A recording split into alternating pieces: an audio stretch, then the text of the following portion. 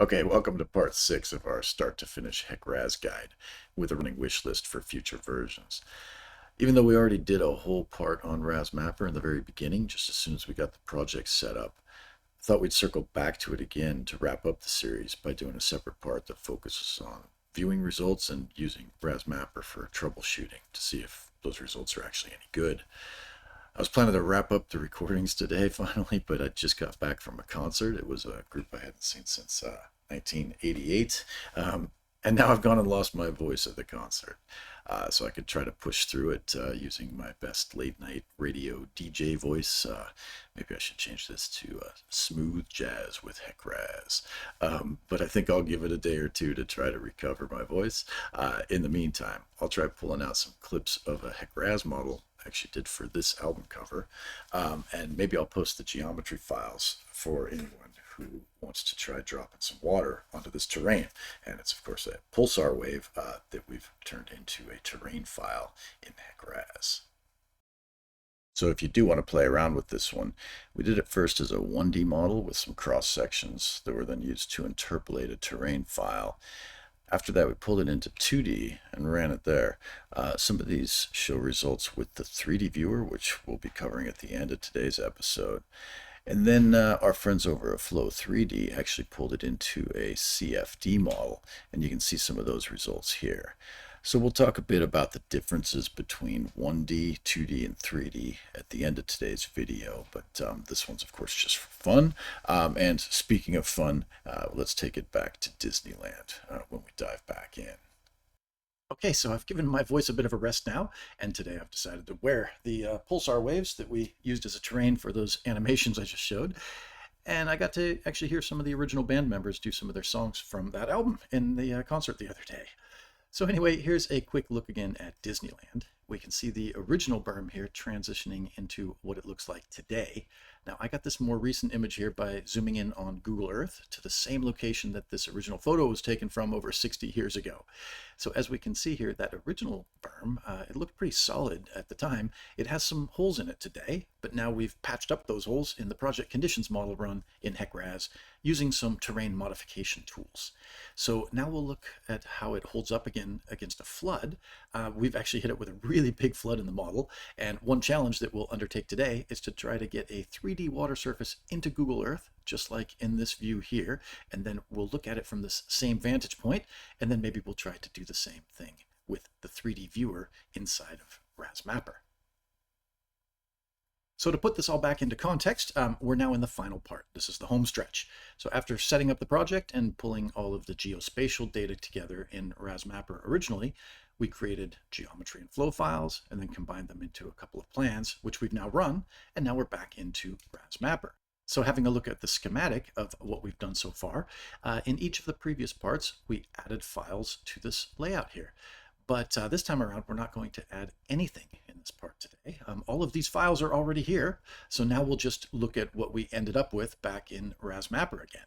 So this particular series will stop here with part 6, but in a real model, this would just be the beginning, because once we have a look at the preliminary results, you'd be tweaking all sorts of things, troubleshooting, rerunning, adding sensitivities, and going back through the process of editing geometries and boundary conditions, the plan settings.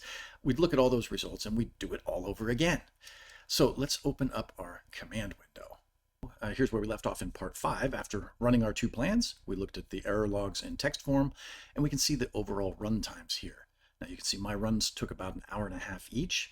In a live class, I'll dumb these way down so that we can have results in a couple of minutes. But for this recorded format, I thought we'd make it a little bit more interesting, add a more detailed model, and maybe give you a dinner break or something while it's running.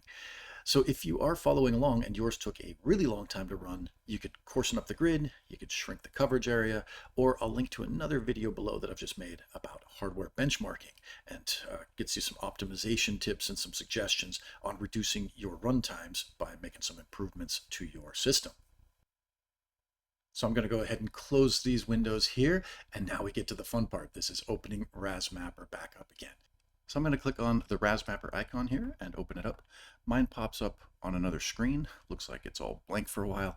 Sometimes the first time after running some plans, it may have to think for a little bit, but that only took a few seconds. So now it's already showing up with my terrain and my aerial images. So we can see all of the input files that we put in during part 2. So under geometries, we've got existing and project conditions. But in addition to that, now under results, we've got our existing and project conditions results. And that was blank before. So the results category sits here in between features and geometries and the map layers and terrains, which I guess brings us to kicking off our part 6 wish list.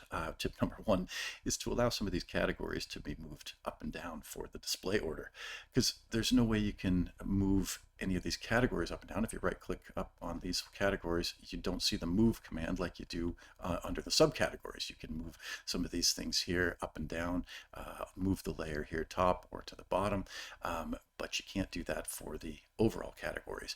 Now, certain things like the aerial photos and the terrain, you could right click on these and display them a little different and render them beneath the other terrain here, or you can do some special tricks with the shape files, which you could add here on top. When you put a shape file in up here, you can also add the same shape files with different attributes down here under adding existing reference layers there. So that's one little tip.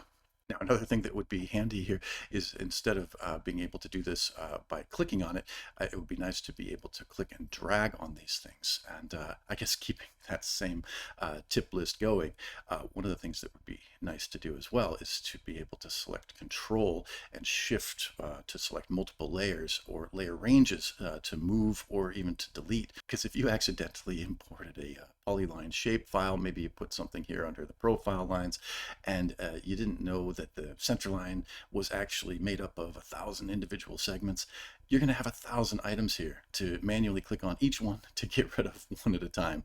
And well, how do I know this and why would I put this on my wish list? Well, I may have done that a time or two myself, and that extra effort could have been prevented by another tip which I'd have, which is to prompt to save the changes instead of auto-saving. So there is a save command here. You could say file save and save everything that's here in RAS Mapper, but as far as I can tell, everything auto-saves anyway, and you never get a prompt when you exit. So if you did something you didn't want to do and you exit, well, too bad, it's there, and now you might be spending some time trying to restore backups or just bite the bullet and start your manual corrections like I've done a number of times before. Now, the first thing I typically look at if I've run a plan is the maximum inundation depth, and then I animate that depth. So let's do that here for the existing conditions flood. So I've got this depth right here, and so let's zoom out and see. Here's our exciting part where we get to see the results for the first time. I'm going to zoom out here and watch what happens when we get hit by this dam breach wave right here from the northeast, and then from the southwest we're getting hit by a tsunami. So if I use this little time slider bar up here, I can see the tsunami coming in, I can see the dam breach wave coming down, and then eventually it subsides. Now I can look at individual time steps here with the slider bar, or I can hit the max and find out where that goes. Now let's do the same thing with the project conditions and just see if we can see any differences. If I turn the max on for project conditions and the max on for existing conditions, there really isn't much of a difference. But where I should see a difference is right around Disneyland. So let's zoom in on that and see how we did here. This is the berm that we built around the outside of the park. What we can see here is that you can't see a lot of definition or contrast in the depths here because it defaults to a depth of 15 meters. So if I turn this on and double click here and go to the color palette, which they call the surface fill here, I always like to change this to something a little more reasonable. In our case, maybe I'll go with 5 meters and I'll take 6 values. Always take the number of increments you want, add 1 for 0, and then that will give you even 1 meter increments here. So if I say OK, another thing I like to do is take this to discrete and pull the opacity down. I like to do this one at a time here by clicking over on this side rather than kind of dragging and trying to find it. I guess that'd be another tip, is if any of the opacities that you see for any of these layers, if we could just enter that manually, then you can get that consistent. So I use that one, and then when I click off of here, you can see that's a little bit transparent, and then you can see the ISO lines where the depth changes. So again, I can scroll through this and watch this flood come and go. And then another handy thing that a lot of people do right at the beginning is to animate the particle tracing. Everybody loves to see particle tracing. When you turn that on, you can see which direction the water is flowing. Now, by default, a couple of these variables come up. It's the depth, the velocity, and the water surface elevation. So as we turn each of those on, you can see some of these as you animate them. The velocities, again, it defaults to 15 meters per second. I like to take that down to about 2, and that just happens to be the typical threshold for needing riprap in Australia. That's what a lot of the guidelines say. And so I'll go ahead and do the same thing. Take it to discrete, pull the opacity down, and now we can see that a little more clearly where your velocity bounds change. Now, this 15 meter and 15 meter per second legend default, that's, I guess, something I would suggest as a tip to change that to something more reasonable. From what I can tell, I think it comes from leftover from US customer units, where the legends default to 15 feet and 15 feet per second, which might be a lot more reasonable. But if we just change straight over to metric without converting the numbers, I don't think there's a single river in the world that has ever hit 15 meters deep at 15 meters per second, because that gives a depth times velocity product of 225, I guess. If you're talking flood hazard categories, that would be way off of any scale I've ever seen. So I guess that'd be a tip there, to change these defaults to something more common, or to allow custom program defaults. You can always change those under the tools menu here. So if you look here under the options, you can actually see a couple of options for adjusting some of the layers here and some of the legends. So if I look here on the global settings, you can see the colors there, these RAS layers, the map surface tools, fill here. So you can go ahead and change that for your individual project, but I wish there was a way to change it for the program as a whole. And then you can always just open up RAS and have it be the same across all of your projects. Everyone will have their own preferences here. So we'll talk about saving custom color ramps in a bit. But first, let's go back to this animation here. When you select on a given variable that you want to see, and you scroll across here, what you see, actually, you're not going to be able to see that because I'm covering it up. Let me minimize this a bit so you can see. When I scroll across here, you can see the time step right here that you're looking at. And you're stuck with this time interval that you've chosen in the computational options when you did your plan file. So in our case, we did that at 5-minute intervals. Now, if you wanted to see something a little different, say you wanted a finer time step here that could give you a better frame rate on your animation, well, you'd need to reset that in the plan and then rerun, which in our case means I'd need to wait another 3 hours to see the results. So that's why it's important, why I mentioned to give it some thought beforehand. So by default, again, we've got depth, velocity, and water surface elevation at each tracked output time step. And so we can scroll through those, or we can select the max, as we've shown. For these variables, it's been tracked across all of the computational time steps, and not just the output time steps for these ones. Typically for depths, if you kind of scroll through here, you'll see it hit a depth that matches this max. So if I hit on max right here, and I wanted to select a given pixel here, if I'm highlighting this, I can see the max depth here is about 6.1. And so if I scrolled through, at some point we would see a depth here, probably when I look at this one right there, of about 6.1. That's the case with depth. Sometimes, though, with velocities, what you'll end up with in some areas is some velocity spikes. So let's see if we can see any of those. If I zoom out, sometimes the velocity spikes will occur, especially near an internal boundary condition. So let's look at what we had up here. And sometimes what you'll see as you scroll through is that you'll never actually find the velocity spikes that you see in the max. So if I hit max here, sometimes as you scroll through, you'll never actually hit those during the computational time steps. I might show a better example of that later on, but That would lead me to tip number 7, or whichever tip number we're on, an alternative max button that would only show you the maxes from the output time steps and not from all of the computational time steps. Because sometimes those spikes, I'll just choose to live with those just to keep my run times down, but I don't necessarily want to show them in my figures. And say you wanted to compute the maximum d times v, the depth times velocity product.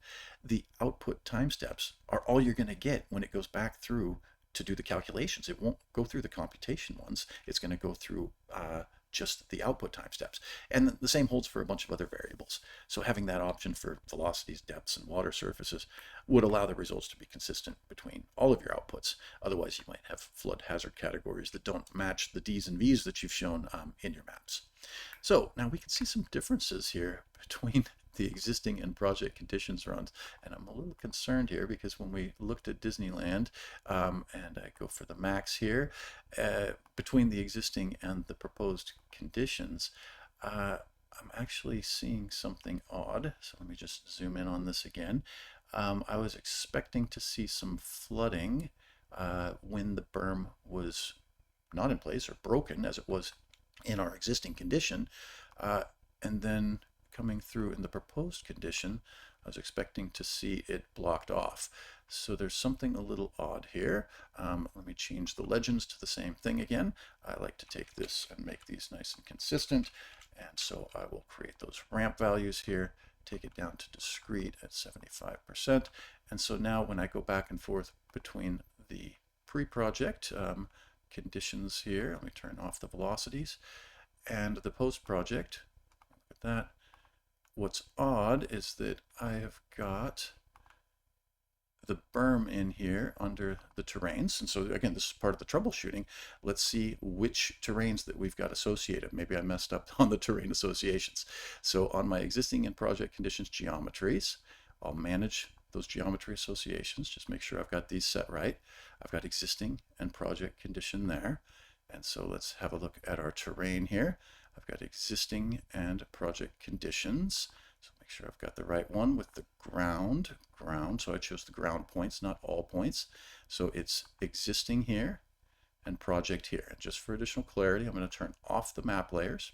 Again, this is part of my troubleshooting process. There's my existing, there's my proposed. So I don't understand why, when I've got my depths here, let's just go to the existing, what is holding the water back right here? So I've got an existing depth right there. I can understand a little bit accumulating in here, but this should be spilling over. So let's look at our grid size and our break lines. So I've got this break line here under the existing condition, and I've got these cells here, but there shouldn't be anything there under the cells. So again, one of the first troubleshooting steps we might take is to take a profile line, and I'm going to interrogate here across this water surface elevation and see what we've got. So for this profile line, I'm just going to use this as a test. So this will be QA, I guess my QA test for this line going across the berm here.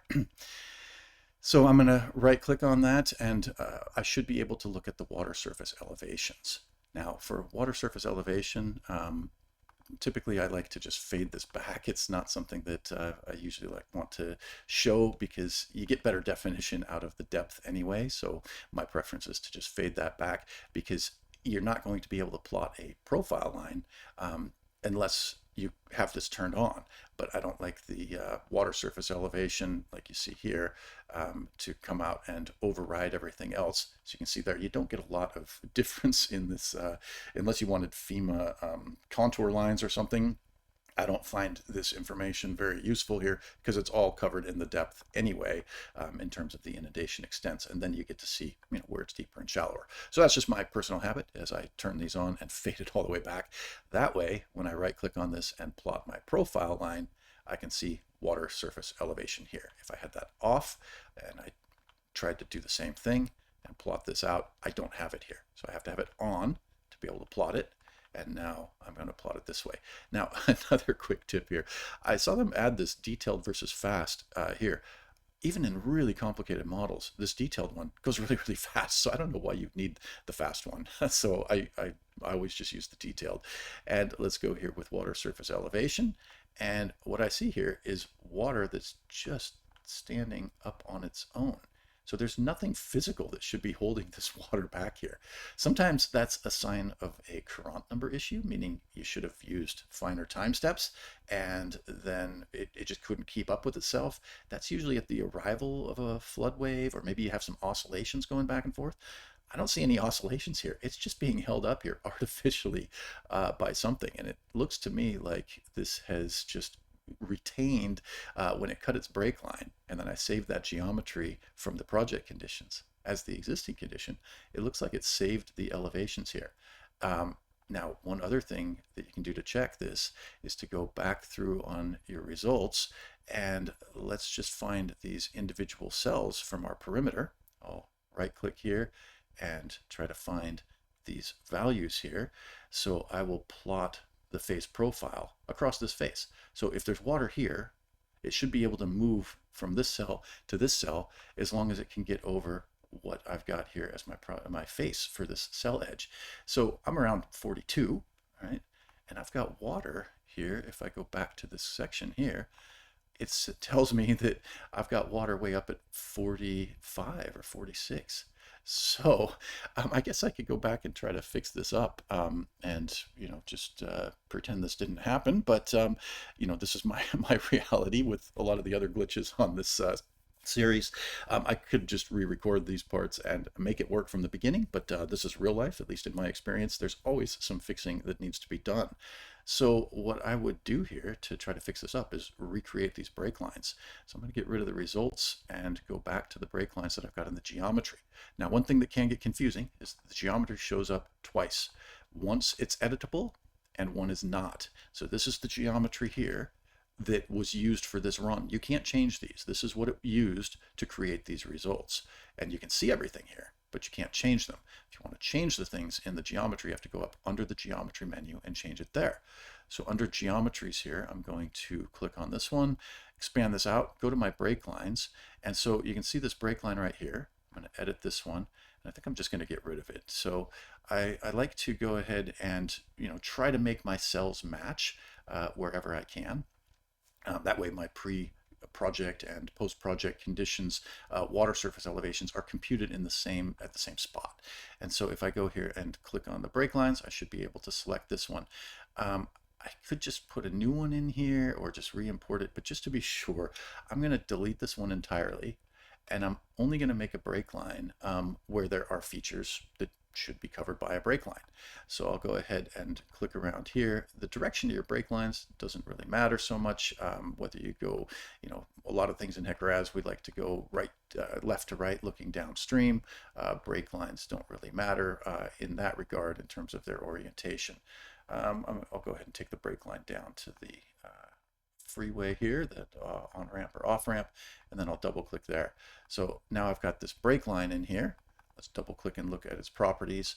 I think I was going with something a little smaller here. Let me just see what I had before so I can match that. I had a 40-meter break line cell interval there. Again, when this goes gray, just click on the arrow key here, and then you can go back to this button and adjust this. So on this break line, I will edit its properties, and I'll do the same as we had before. I'll do 40 meters with one near repeat, and we'll go ahead and enforce that. So once that's done, I still get this other error. Remember, we talked about that, how these pop up again, unless you went and put in some sort of refinement region or another break line here in the middle. I'm going to go ahead and just let it fix that one itself, which means it's writing all 460,000 cells again, just to get rid of this one error. But that way, it's consistently going to get rid of it the same way every time if you run that routine. Now, I did notice one other thing that I may want to change if I'm going to rerun this and take another hour and a half out of the day to postpone going through the rest of this video. But when I saw this thing animating, I think I saw in the project conditions one, we weren't getting any overflows where I was hoping to get some overflows up in here. So let's see how we do with that. So then it's going to recompute this. We've got no errors. It went from 1 error in the local mesh to no errors in the local mesh. So it's now rewritten that. Added another couple of cells here so that we didn't violate that rule of having more than 8 cells. So it's gone ahead and added 2 cells to it. We say okay here. But again, I wanted to just check and see if I've missed something here. I'll stop editing. So I save these edits. But let me go back here to the project conditions geometry and have a look at this area here where we had a culvert. So that I'm looking at things consistently, I'll turn on the project conditions one here, and I'll go back to the project conditions results as well. Let's have a look at these depths here to see what's going on. I wanted to drop this down, turn that one off, and I want to turn this one on here. See if that was the case, because I put a culvert in here. Oh yeah, see, it's dry. I wanted to show with this culvert, I wanted to show some flow going through the culvert and then some going over the top. It looks like I've missed that a little bit. So again, just to interrogate this section and see what's going on here, I'm going to turn this one on, fade it back, add a profile line across this and see what elevation we actually got to. So this would be what we call in Australia a floodway. It's different from the American floodways. Floodway is something you would drive through when it gets a little bit wet, and then you still drive through it. So I can always rename these and make it a little more clear. I'll say floodway here. I could have done that when I first put that up, but I will go ahead and plot out the water surface elevation profiles here. So it looks like the water surface came up to about 44.7, and I had my top of berm here at 45. So I'm going to pull that down to maybe 44 so that I get a little bit of flow across the top. Now, if you're following along, I don't feel like you need to do this. This is just something that I wanted to demonstrate when we look at the output, at the results here, and we go back into the structure so that we can see it there. Now, what I'll need to do then is to lower this on the terrain modification layer here, and hopefully it won't retain what we had before off of this break line. So that was the project condition modification here where we had the berm and the levee. So I'll highlight this one and go here to my edit command here. If I right click on this and edit the control line, I'm going to try and pull that back down to about a level of 44.5. So I'm going to do the same thing here, 44.5. And so that makes my little opening in it, it'll hopefully show water going through there. I think we're good to go. I dropped this one down here. Oh, I do need to go back and look at the weir though, because just by lowering the terrain doesn't actually lower the feature that we've got here in the geometry. So let me go back here to our geometry in the project condition. That's this one right here. And we had 2 structures in here under our SA 2D area connection. We had a bridge, which was a very basic bridge, and then we had this one here. So you see how I've lowered this? Sometimes I make that mistake. I lower it in the terrain and forget to go back into the weir itself. I can cut that from the new terrain, and I'll say yes. And so you can see that has now dropped down to 45.5. So with that, I'm now going to go back in and I'm going to batch up these runs again. I'll go ahead and save everything. I like to make sure I'm out of RAS Mapper. I've saved all my profile lines. I've saved anything that I've done here. And I've also gotten out of the geometry. Everything is saved. I actually like to save the whole project again before I set these things up. Sometimes I'll even just exit and come back in just to make sure that everything has been transferred back and forth between RAS Mapper and the geometry viewer. So now I'm going to go to run. We're going to go multiple plans. We're going to run these both again. And I'm going to take a 3-hour break here. I'll pause this while it runs, and then we'll see you back when this is all done. So again, sometimes you'll go through this process again and again. I'm curious to see if this is going to help, if we've still got that issue there with the water just being held up by nothing. You know, there's a computational cell edge should not hold any water back. And so that's one of the concerning things I see here. And let's see if this fixes it. If so, then I'll make it a tip to get that little glitch fixed where it doesn't seem to have been, you know, it's because we went in and did a save as, I think. So I had in project conditions geometry, and I had enforced some brake lines along, along the top of that berm. It had taken the elevations, the cell elevations from that brake line apparently, and then when I did a save as and changed the association and reran it, it somehow retained the elevations from the project conditions, even though I saved it as an existing condition and reassociated that geometry. So I'm curious to see if this fixes it. So we'll come back to you when this is all done. Now, one more thing I'll add here is that if I'm going to walk away from a model and let it just run in the background, usually you won't get any errors on that first bar that you see for the pre-processing. But where you will typically see errors is when it starts with the unsteady flow simulation. So again, if I'm just going to let it run in the background, I usually wait until we get the unsteady flow simulation started, and you can at least see a couple of time steps into it. Once it's running, if it gets past the first few time steps, then hopefully we'll be okay. If we were all right last time around, then we should be good in this one. So it's still thinking about it, but right there you can see it starting, and now I'm going a minute, 2 minutes, 3 minutes into it. Now it's running, and now I'm comfortable walking away and just waiting until we've got some results. Okay, looks like one down, one to go. So you can see the results coming in here. Now again, while it's switching from one to the other after you've batched up multiple plans, you just want to make sure you're not messing around with a different plan or opening or editing any geometries or flow files, because it'll just kill everything you've just done. So I do want to go through and have a look at the existing conditions model run here, have a look at those results as soon as I can, but I'm not going to mess around with anything until I see that the project conditions one is up and running, and then there's nothing else coming after that, so I should be safe to go in and start messing around with the existing conditions in RAS Mapper. So even though I only made one change to the project conditions geometry, it's got to go back through and pre-process every single cell in there, get the stage volume results, and get all of the elevation profiles across each of the cell edges, the wetted perimeter, all of those things that it computes for every single cell, even though we only made a little local change in it. So now that this one has run through, it should get into the unsteady flow simulation fairly quickly here, and then I'll go in and start interrogating the results of the existing conditions model. So now that that's up and running, I'm just going to put this into the background. I'll go ahead and close my batch window here, and let's go into RAS Mapper again and see if our changes made any difference. So I'll go ahead and maximize RAS Mapper here. I'll turn off the geometries just so we can see pretty clearly what's going on.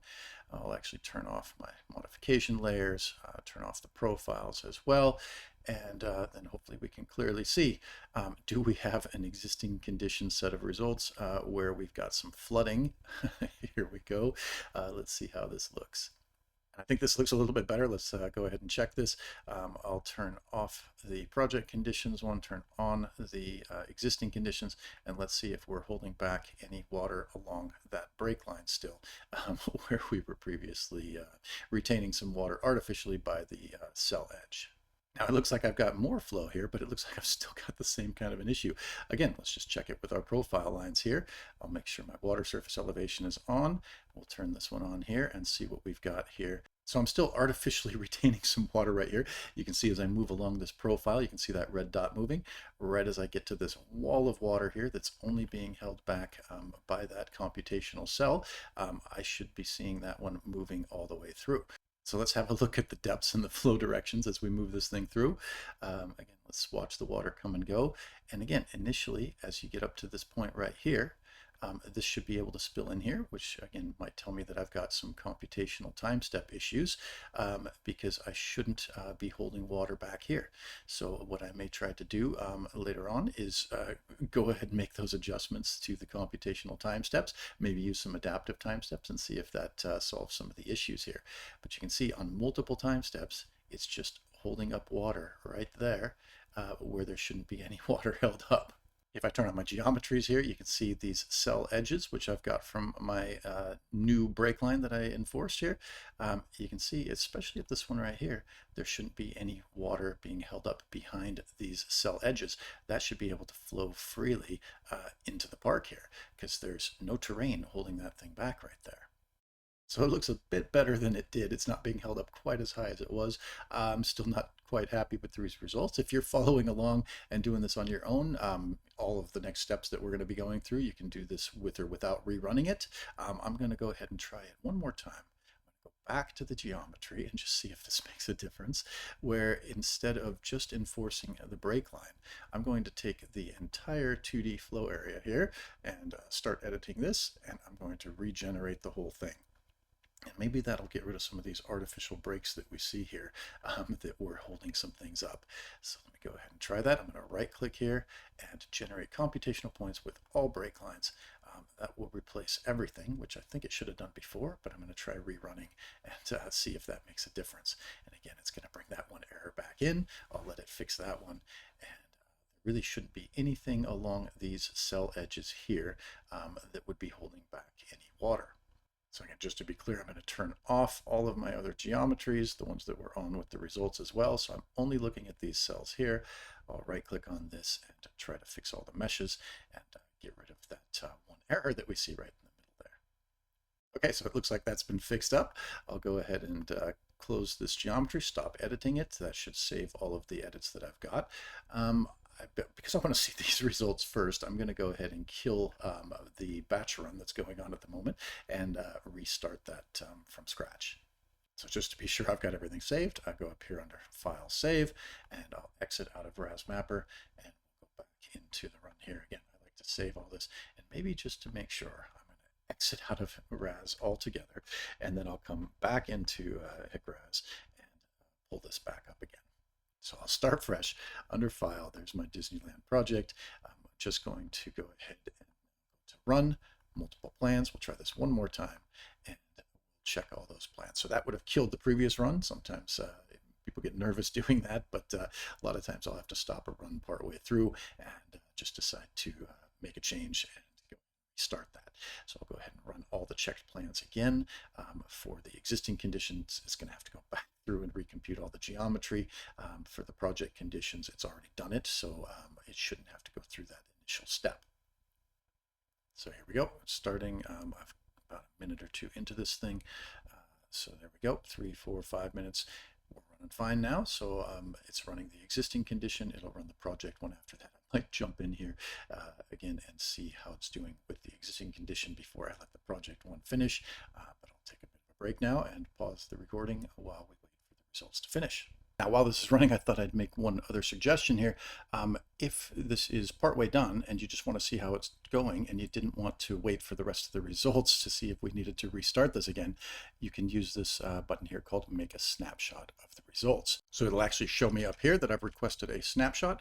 So I'll open RAS Mapper up again here, and let's have a look at the interim results, see if we're still holding water back there. If not, then we may be able to keep going. If so, I'll probably change the time steps here to get something that's a little more reasonable. So I've got RAS Mapper open here. Let me open this up and scroll down, and you can now see the existing flood has this snapshot layer, which will get replaced if it finishes all the way through. But for now, I can have a look at what that looks like at each given time step. Now, it won't be able to compute a maximum yet because it's still working through it, but what we can get is individual time steps. So if I highlight this here, you won't actually see the maximum, but you'll see individual time steps at these 5-minute increments. And as I come across here, I should see after a little bit, the water start to come up and get to the berm here. Now, some of the places where you see water stacked up against a computational cell edge are signs that our Courant number is too high or our time step is too low, essentially. And so you can see right there, there should be nothing holding this water back here and there as well. But as we get into these later time steps, it should be able to balance itself out. So you see here, it's actually triangulating down and daylighting to the actual terrain surface at the LiDAR resolution instead of going to the computational cell edge, which shouldn't be able to hold any water back like you see there. Now we've got 30-second computational intervals here, which is again probably too low for this one, or too high for this one. We probably need to be a little bit lower, but as I move through here, what you see is 5-minute intervals. So one thing I'm concerned about right there is that if we have that many computational intervals in between, and we're looking at 5-minute intervals here, then we've got at least 10 computations where this water is stacked up here. So I'm going to do another interrogation here and have a look at the profile with this line on. And so I'm going to cut a profile right across here, and let's see what's going on across this cell edge right there. So again, this one, if I take this and plot it out with the water surface elevation, we see this water up, it's just stacked up here. Now I'm going to turn off my project conditions flood and the existing condition, and we'll just go to this one here, which we've just run, and I'll interrogate that here. So you see that it's got this vertical wall here.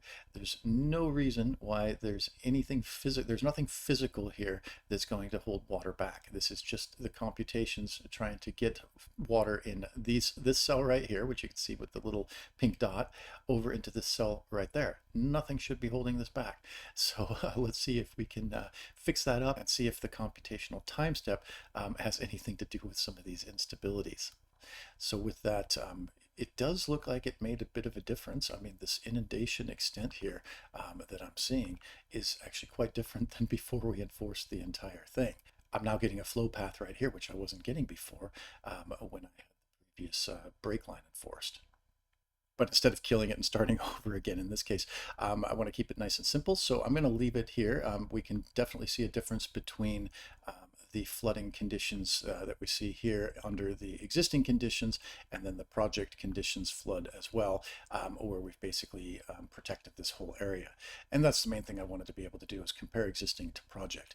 Maybe in the end I'll run a quick sensitivity and show you what happens if we change that to the adaptive time steps and see how we can iron out some of those instabilities as well. So I'll just let this thing keep running through until we've got some results to look at.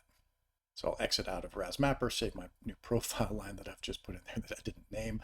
I can see my progress here. Now I'm at almost 30% instead of 20. I could keep making new snapshots and interrogating the results while this is running. Sometimes if there's something that's going to be running for hours and hours, you do want to check it periodically along the way to make sure there are no surprises, because you might have to look at the results and start it over at some point. Better to know that now than waiting until it's done and starting it over at that point. So I'll pause the recording again and be back with you in another hour or so. Okay, looks like we're done again. Now, if I had done a save as on the plan, I could have had a look at the original result along with this new one and seen how much of a difference it made when I replaced that break line. But I've just gone ahead and written right over the top of this one.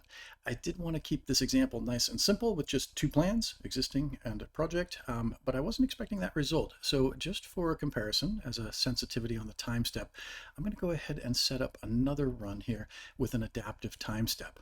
Now that might take a little bit longer to run, but let me just go ahead and open this up. Before I make any changes, I always like to do my save as first, so I don't mess around with the one that was existing here. So I've got the existing flood, and I'm just going to use my little code here called VT. This reminds me that I'm doing a variable time step, and again, I'm going to paste right back over the short ID here with the same thing, and now I've got a plan 3. And again, if I click on these 3 dots here, I'll go ahead and change that to adjust the time step based on the Courant number. And one of the things we always need to do here is change this. I'll say variable time step with max Courant 2. And so that will be my reminder that this is what I've used inside of this plan. So I've saved that, and now I will go ahead and hit compute. Now, when this one runs, we'll see in the background what time step it is selecting, and we'll see how far off we might have been when we chose that 30-second one. Now, this is going to have a minimum of about 1 second at that point. I could have changed it to a 10-second one here and got down below the 1 second interval, but let's have a look and see and make sure we're not up against that 1 second barrier. If we are, then we might need to change this fixed interval here so that it can operate on a range that's a little finer than we see right here, where the minimum, once you cut 30 seconds in half 5 times, you get down to this approximate 1 second interval. So having a look here, it started with a 20-second time step. So I'll go ahead and move this out of the way, and we can see what we're at here. Now you can always pause and go back and have a look at what it has chosen for us. So there's about a 20-second one. So that's not too far off from our 30. And I imagine if we did this on our project conditions one, where we have that culvert constricting flows, we might be at an even finer time step. So I'll let that run in the background, and every once in a while I'll have a look at what time step step we're working with, and see how long this one takes to run with the variable one. Okay, now let's go back and open up RAS Mapper again, and let's have a look at our berm and whether it held water in the project conditions one, but let it through in the existing conditions run. So let's open up RAS Mapper and see how we did. So I've got my existing conditions terrain on here, and let me just turn on the existing conditions flood so we can see what happens here as we watch the tsunami come up again from the southwest, and then the dam breach flood wave come in from the northeast. And so yeah, it looks like we are getting some flooding going on there through those cells, which we weren't before. I'll go ahead and max that out so we can then compare it to our project conditions one here, and I'll turn that one on and do the same. And with this one now, as I watch that one come and go, most of the park is protected. So again, comparing max there to the max before, it looks like there will be some differences.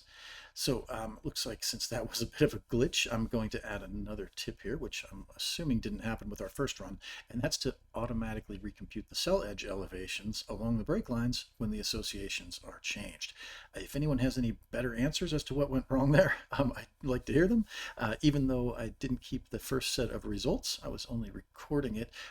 Maybe I'll just paste a screenshot next to this, go back to the existing conditions run here, and when I turn on my max right there, let's have a look at the comparison to what it looked like before. And again, realizing that the only change I made in that one was to recreate that break line. The terrain was the same, the flow was the same, there were no other changes.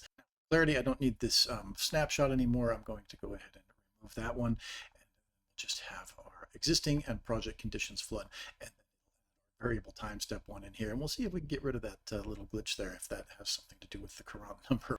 I'm going to go back to my existing condition. Once we've animated our floods in plan view and had a quick look there, let's now have a look at some profiles.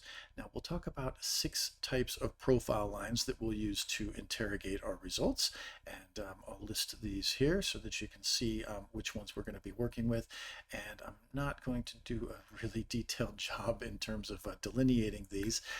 For repeatability, I always like to use index sections that have already been defined as break lines for my profile lines. That's why I stressed in the beginning how you may want to have some shape files of the flow paths delineated so that it can be exactly the same.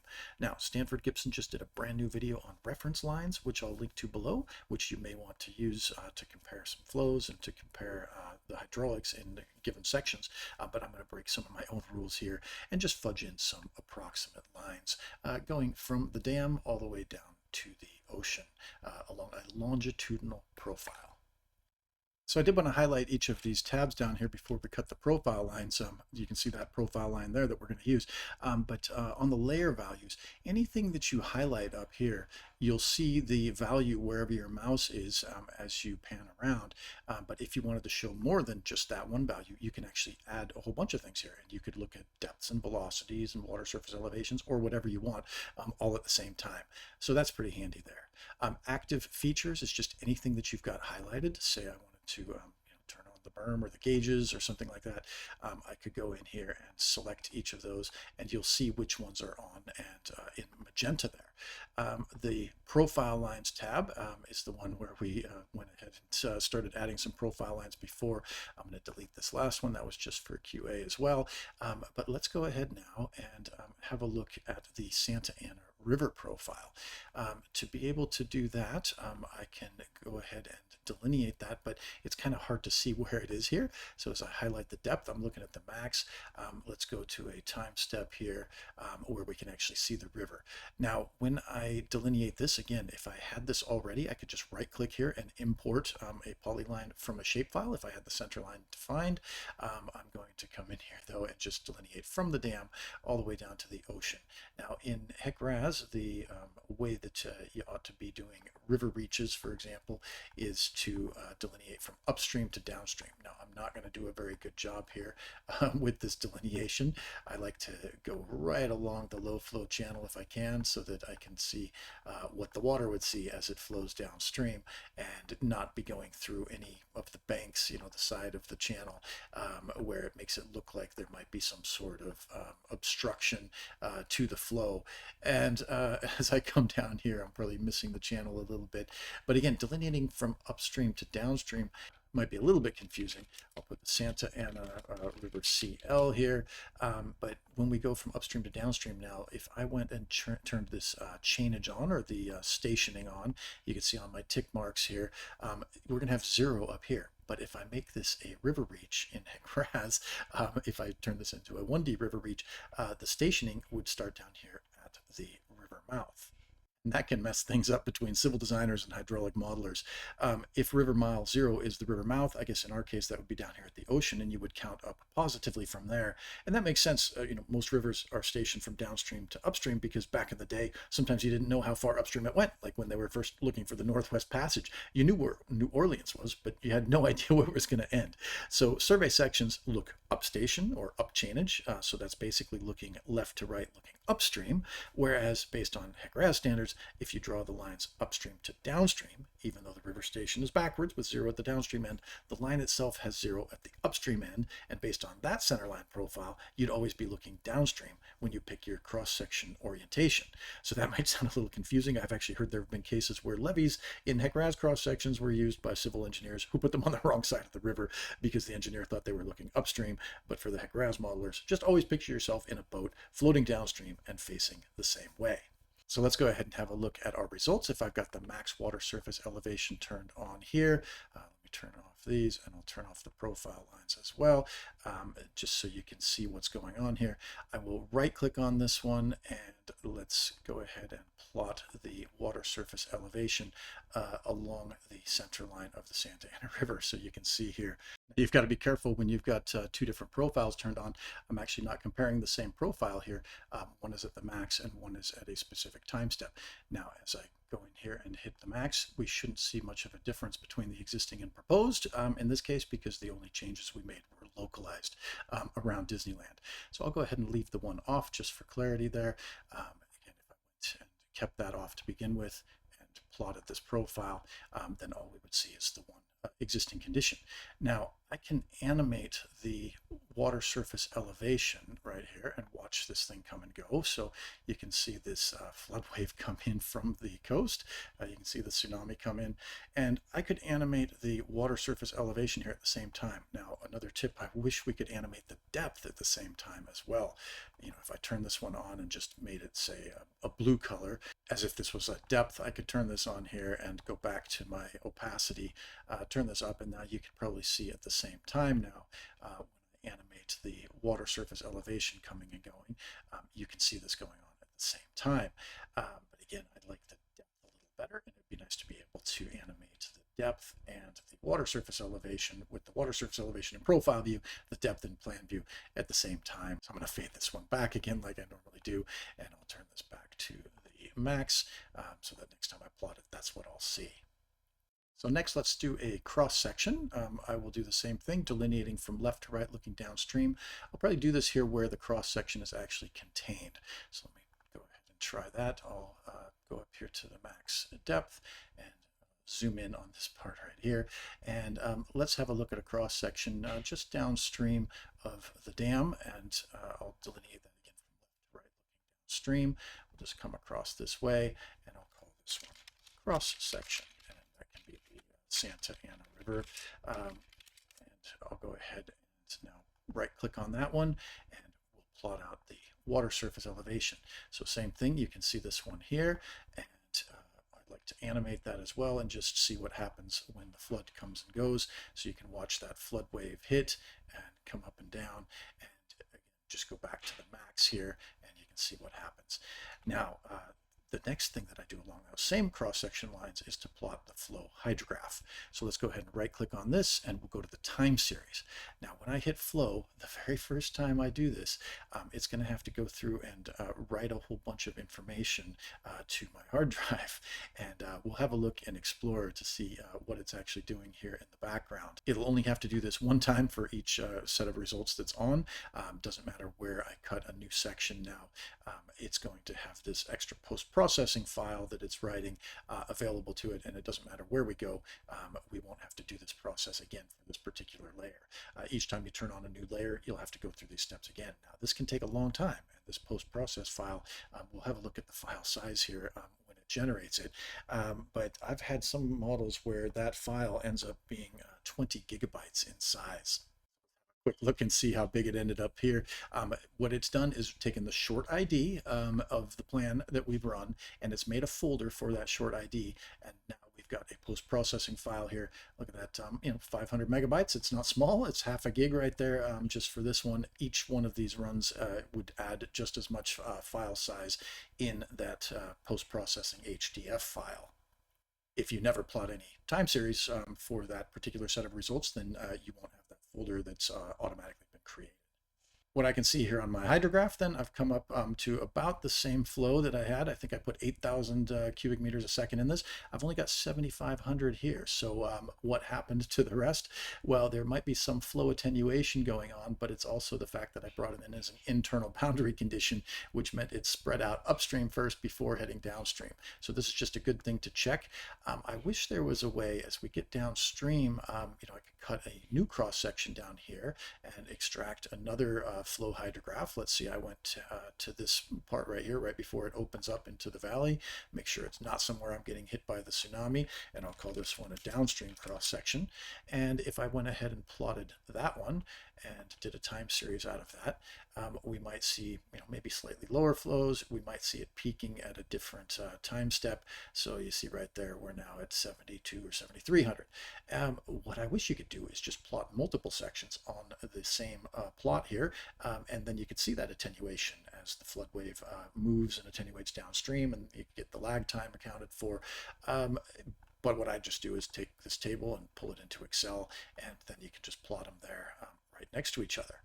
Now, if we went even further downstream, let's have a look at a cross section across this entire thing. And what we might see here will be a little bit weird, but we'll probably see flow going both ways. So this would be the valley section. And if I went ahead and plotted that one, what we'll see here, it's not necessarily wrong. It just means that if you get negative flows coming into this, it just means that the positive flow direction, which we've assumed by going from left to right, looking downstream, is the opposite. So you can see this is a massive amount of flow here coming down. So initially, relative to my orientation of this cross section, I had flow going basically into the page across my cross section, and then it comes back the other way, and then we get down to trickling down to nothing. Now, another time series that you may be interested in along these same sections would be the volume accumulation, and that one's going to be a little bit weird here because we'd basically be tracking how much volume of water was cumulatively going back and forth across this section. Now, in this case where we have flow going both ways, it might be a little odd, but you can see it stays negative in this area. But let's go back up to our Santa Ana River cross section just downstream of the dam and do the same thing with our volume accumulation. Now on this one here, what we'll see, I think, is that it comes up and just stays right there. And if you looked at this overall volume that went through that cross section, that's the amount that came out of this breach. This total volume of flow shows us how much of the reservoir volume has been emptied during this dam breach. I might cover this in a future video, but it's very easy to make a new geometry, draw an SA area around your reservoir, and then assuming your topo has the bathymetry built into it, you just select the SA area in the geometry editor and plot out the stage volume curve. You could then use that to compare the volume downstream of your breach hydrograph from this plot here with the volume in the reservoir, and then just see percentage-wise how much of that reservoir volume was released during the breach. So these went a bit quicker than the first time because it already had the post-processing files to deal with. Now, one other thing to keep in mind when you zoom in on this, we can see where these flows are being extracted. And I do like to go in to these ones here. And when I plot this thing out, you can actually see it zigzag around where the flow is contained. So you see that right there. Those are your cell edges. I like to use reference sections or index lines that already have been enforced with a break line right there, and that way the flow is kind of going perpendicular from one cell to the other right across this line instead of zigzagging along these faces that you see here.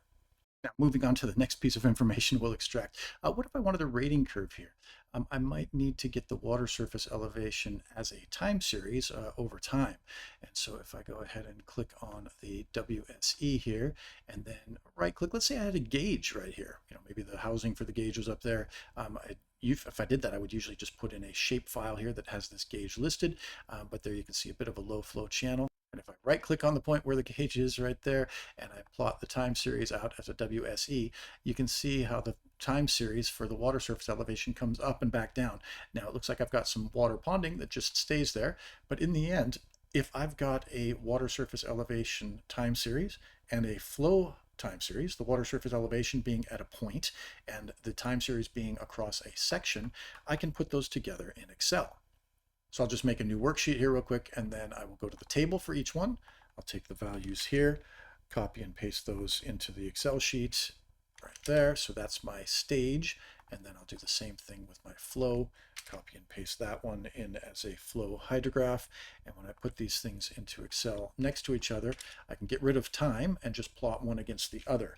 So if I just delete this here and delete these as well, I don't need these anymore. We're basically taking time out of the equation, and I can plot one against the other. And so when I insert that and put this into a chart, what we'll see is a backwards rating curve here. I actually like to put them the other way. I don't like to have flow on the vertical axis. I like to have the stage on the vertical axis, like we talked about with the rating curves before. If I go ahead and plot this out, then what you can see here is a nice rating curve where we've got stage this way, and you can see the actual hysteresis on this one, right? It starts out this way, coming down with a bit of a different slope, comes up and peaks here, and when it comes down, some of that storage has been filled, and so this might be actually the more realistic rating curve for this section. What you can do along these sections is right click and go to rating curves here as the time series. Now this has been beta for a long time. I think it's been beta for like 5 years now, but technically a rating curve can't be built from a line. So what this one does is to take an average elevation across this line, which isn't a problem in 1D because the elevations would be the same no matter where you are across that line. But in 2D, they're different everywhere, especially if it's a rain on grid model. And you can really screw up your rating curve that way, because what it'll do is pull elevations from sheet flow, with hardly any depth. It might be up here on this in this area, and then it's going to include them and average them in with your water surface elevation, with your stage that you've got to compare to the flow, and it can give you some really screwy results. So to fix this would actually be pretty simple, but you would need to be able to select a point for the stage and a line for the flow at the same time. Now, as we saw, it's pretty easy to do in Excel as a workaround, but the next tip would be, it'd be very handy if we could just select both of those and have it generate a rating curve right here in RAS Mapper. And you can do that for the structures, which we'll see here shortly.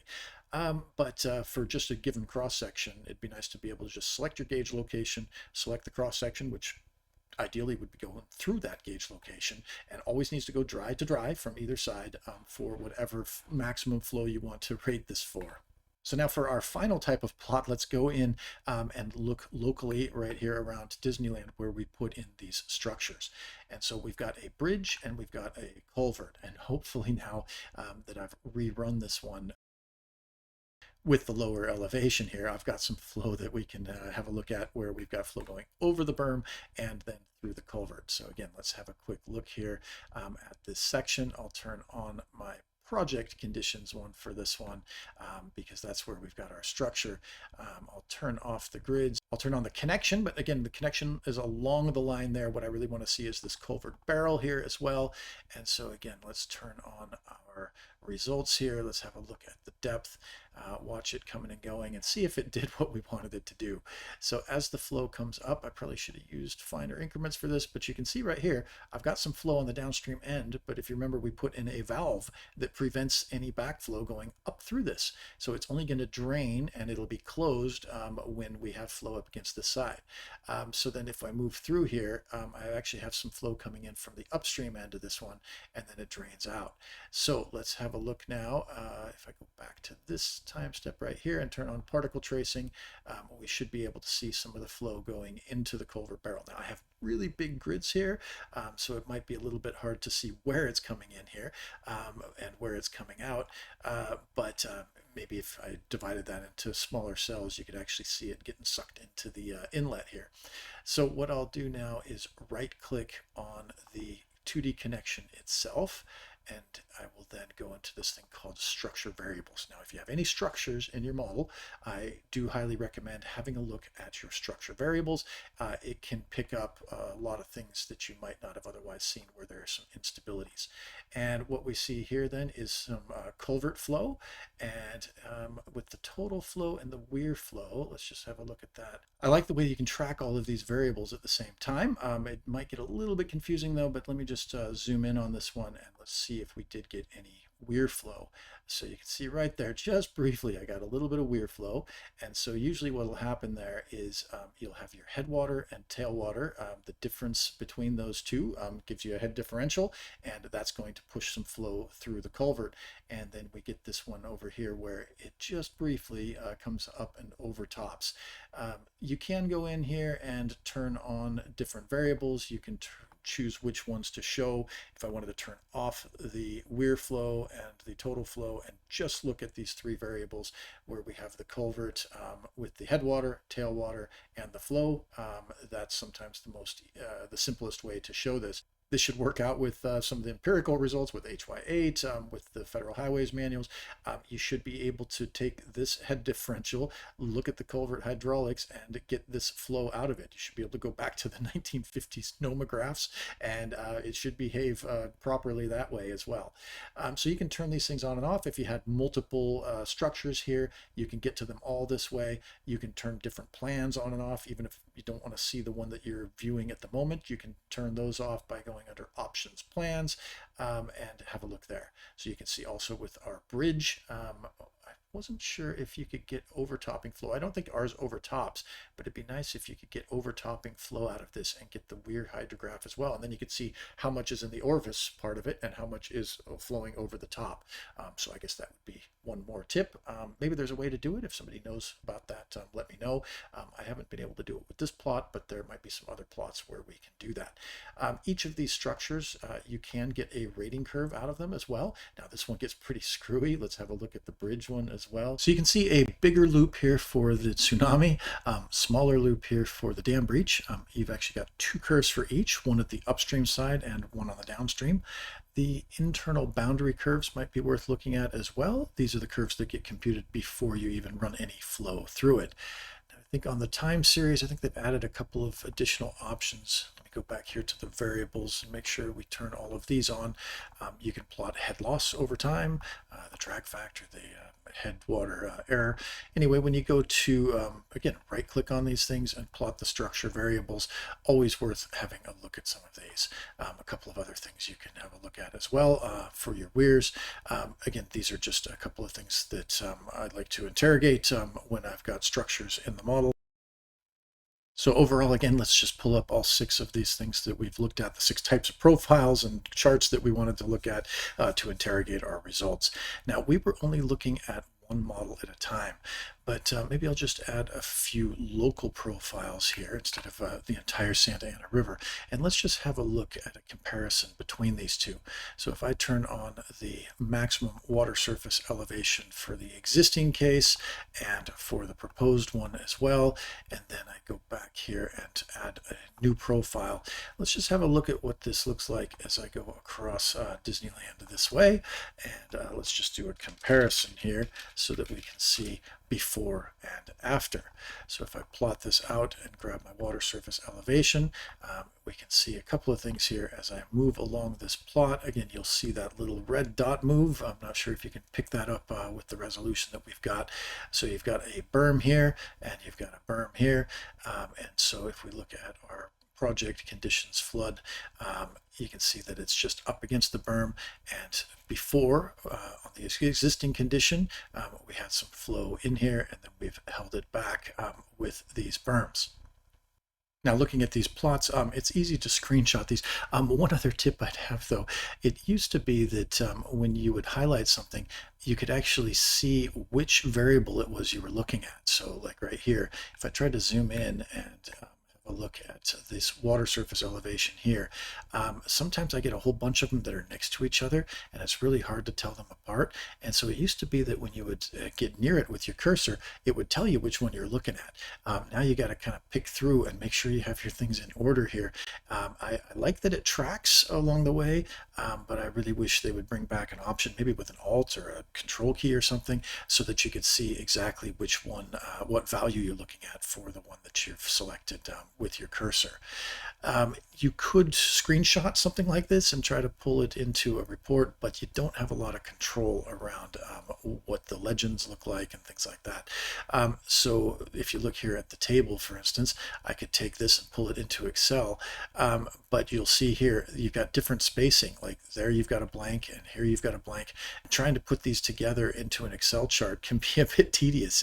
Sometimes I got to sort it first by the by the flood level, and then delete all these no data values out of the station, and then go back and put it back in order. I guess this would be my next tip, and this is probably on my top 5 for things that I'm hoping someday get added to it. In 1D, you can just take a CSV file and export the plots, your cross-section plots, into something that you can pull right into Excel. So if we could get that in 2D as well, that would be awesome. Or maybe if there's somebody with some skills in that area. I mean, I would pay good money for an app that would do this automatically, given the amount of time I spend trying to pull these sorts of results into charts that I can include in reports. If you could just take something like this, highlight the whole thing, and have it just go into Excel and already plot all of your profiles out for you with legends that you can edit, and titles and axes that you could edit, that would be very handy, because you don't have any control over what this looks like here, and where this, even where these legends show up, and sometimes they'll block what you want to see and you can't move them around. So again, allowing to change the location of some of these things, to be able to change the title a little bit, that would be really handy to do, but again, Excel might be your best bet for that. And if we could have an app that would do that, that would be grand. So get in touch with me if you've got some of those skills. Now, having a look at these profiles, I've only got a few of them right now, but sometimes I end up with projects with 10 or 20 or 50 or even 100 of these things. They're all saved here under this profile lines shape file, which actually sits under the features directory. It will appear there the instant you draw your first profile line. And again, as you're drawing these things, they're not there yet. They're not saved until I hit stop here, and now they'll be saved into that shape file.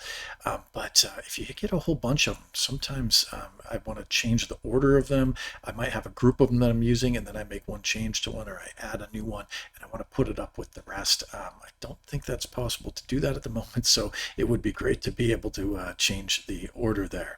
So basically this whole tab here is just like an inset viewer of the features that are inside of this shape file. Now I've got the tick marks shown on this one. Sometimes you may want to only show tick marks on one particular profile.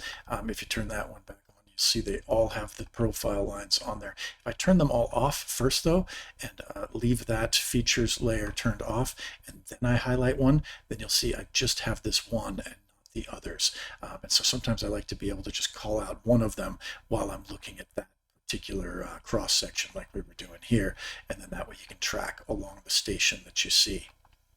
Sometimes you want to change the overall appearance of what this all looks like. Right now I've got this color palette going in the background that I've selected here. Sometimes, like if I look at the velocities, for instance, If I turn on velocities and I go back to that 2 meter a second threshold that I was talking about before, if I turn this one on instead of the 15 meters a second, you'll end up, again, here's some of these spikes that we end up with. And if I go through and scroll around and try to go through each of these individual time steps, what you'll notice again is that I don't see that spike occurring. You see that? So the highest I ever see at an individual time step right here might be 1.3 or 1.4, but when I turn this on, I get 2. And so this might have happened at a computational time step. I'm curious to see once we look at our variable time step, which looks like it is finished now, if that's going to give us any difference in some of these spikes. But you see how that color kind of matches this color here, and it's a bit hard to see. Again, let me fade this back a little bit.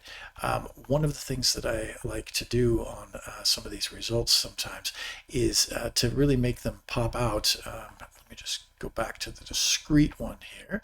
And again, it doesn't honor the opacity until you wake it up and tell it to honor it. But if I wanted to come in here and have a look at some of these results and see some of the colors that are about the same as the this reddish color that's in the background here, sometimes I'll go in and just take my terrain file, and in this case I'm looking at a project conditions one, so I'll take this project one and I'll clone it, and I'll call this one black and white. And so in that case I'll make a new terrain file, which it's creating in the background. And again, it's not duplicating all of the data in it. It's just making a new copy of the VRT and the HDF files. And what I'll do now is move that one up to the top. And when I do that and pull this up here, I'll turn the other ones off. And let's just choose a grayscale for this one instead. And so if I come in here and grab the grays, that's that one right there. I might update that legend, maybe pull it back a little bit. And what you then get, I'll just pull it back all the way to maybe say 50%.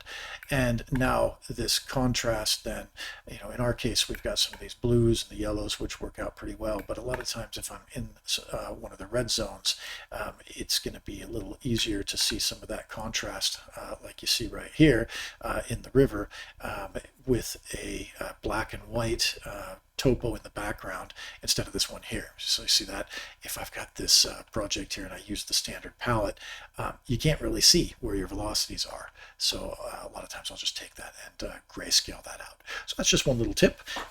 Now let's go back and turn on our depths, and let's have a look at the render mode options, because that's one of the main things that you want to be able to control in RAS Mapper. So I'll go ahead and turn on my depth layer, turn off my water surface elevations there, and the velocities. And let's just have a look at some of the options that we have up here. So you see this is an icon that has a bunch of stair steps, and then you can see it's smoothed out. And I might link to a figure in the 2D manual that shows exactly what it's doing here. When I click on the render mode, I get a couple of options here. I'd highly recommend just going through each of these options. And as with a lot of things in HEC RAS, there's a couple of ways to get there. You could actually just go to Tools, Options as well. And if you notice here, you're going to be in the same thing. So there's the render mode. So again, a lot of these buttons here are duplicated with some of the menu commands that you'll see right here. So if you go down through the list here, the first one is the projection, which we've talked about before. That's pretty straightforward. We covered that in detail in part 2. Now, a lot of the ones in the general tab here are 1D items, so we're not going to hit those here. But for these options down here, we've got the north arrow and then this little caret symbol right here. The north arrow is pretty straightforward. I always turn that on. But say I've assigned my legend to stop at 5 meters. People looking at my map might think that there's nothing bluer than blue here. You see that? It goes from 5 up to a max. And I've probably got, I think we had a tsunami coming in at 40 meters, right?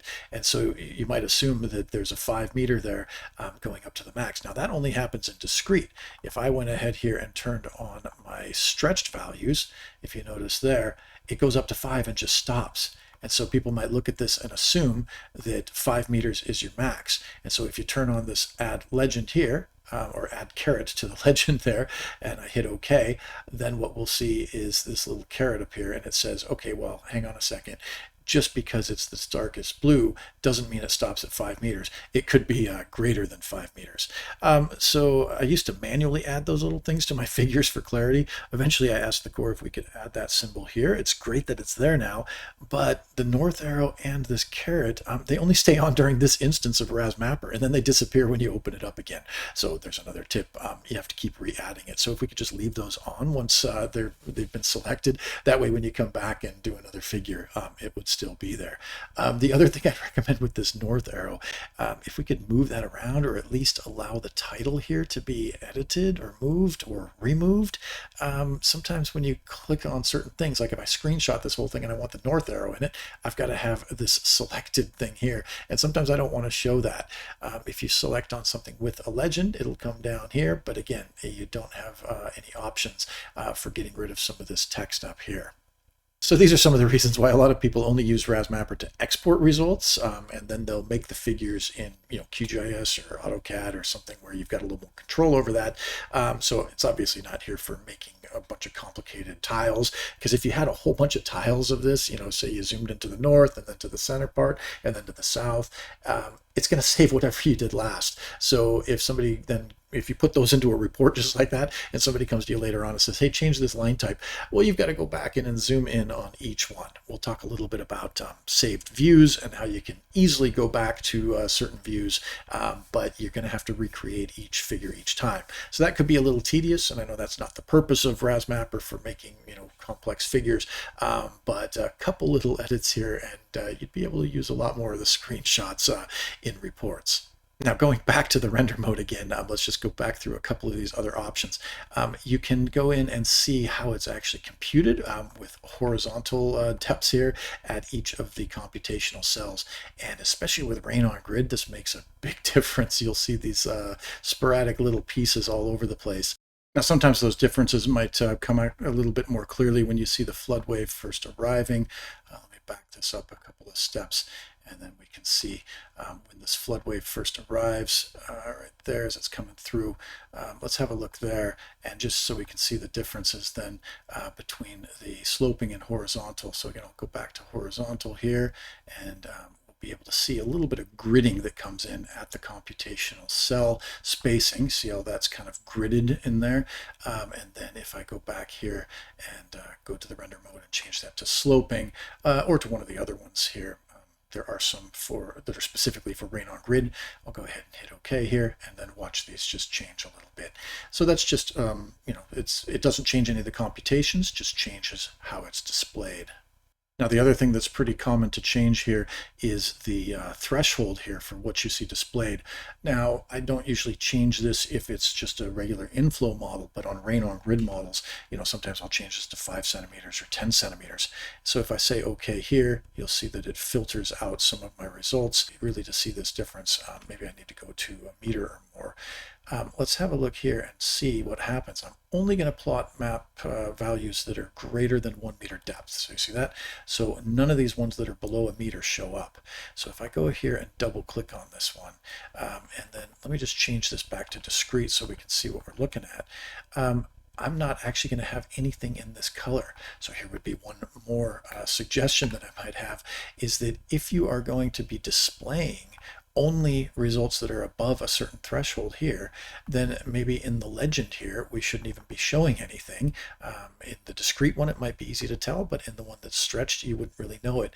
And so essentially, I would just say here, take that to a 0 on the alpha value, and then we say, okay, and look, I'm not showing anything below 1 meter. So it'd be great if the legend could match what those thresholds were.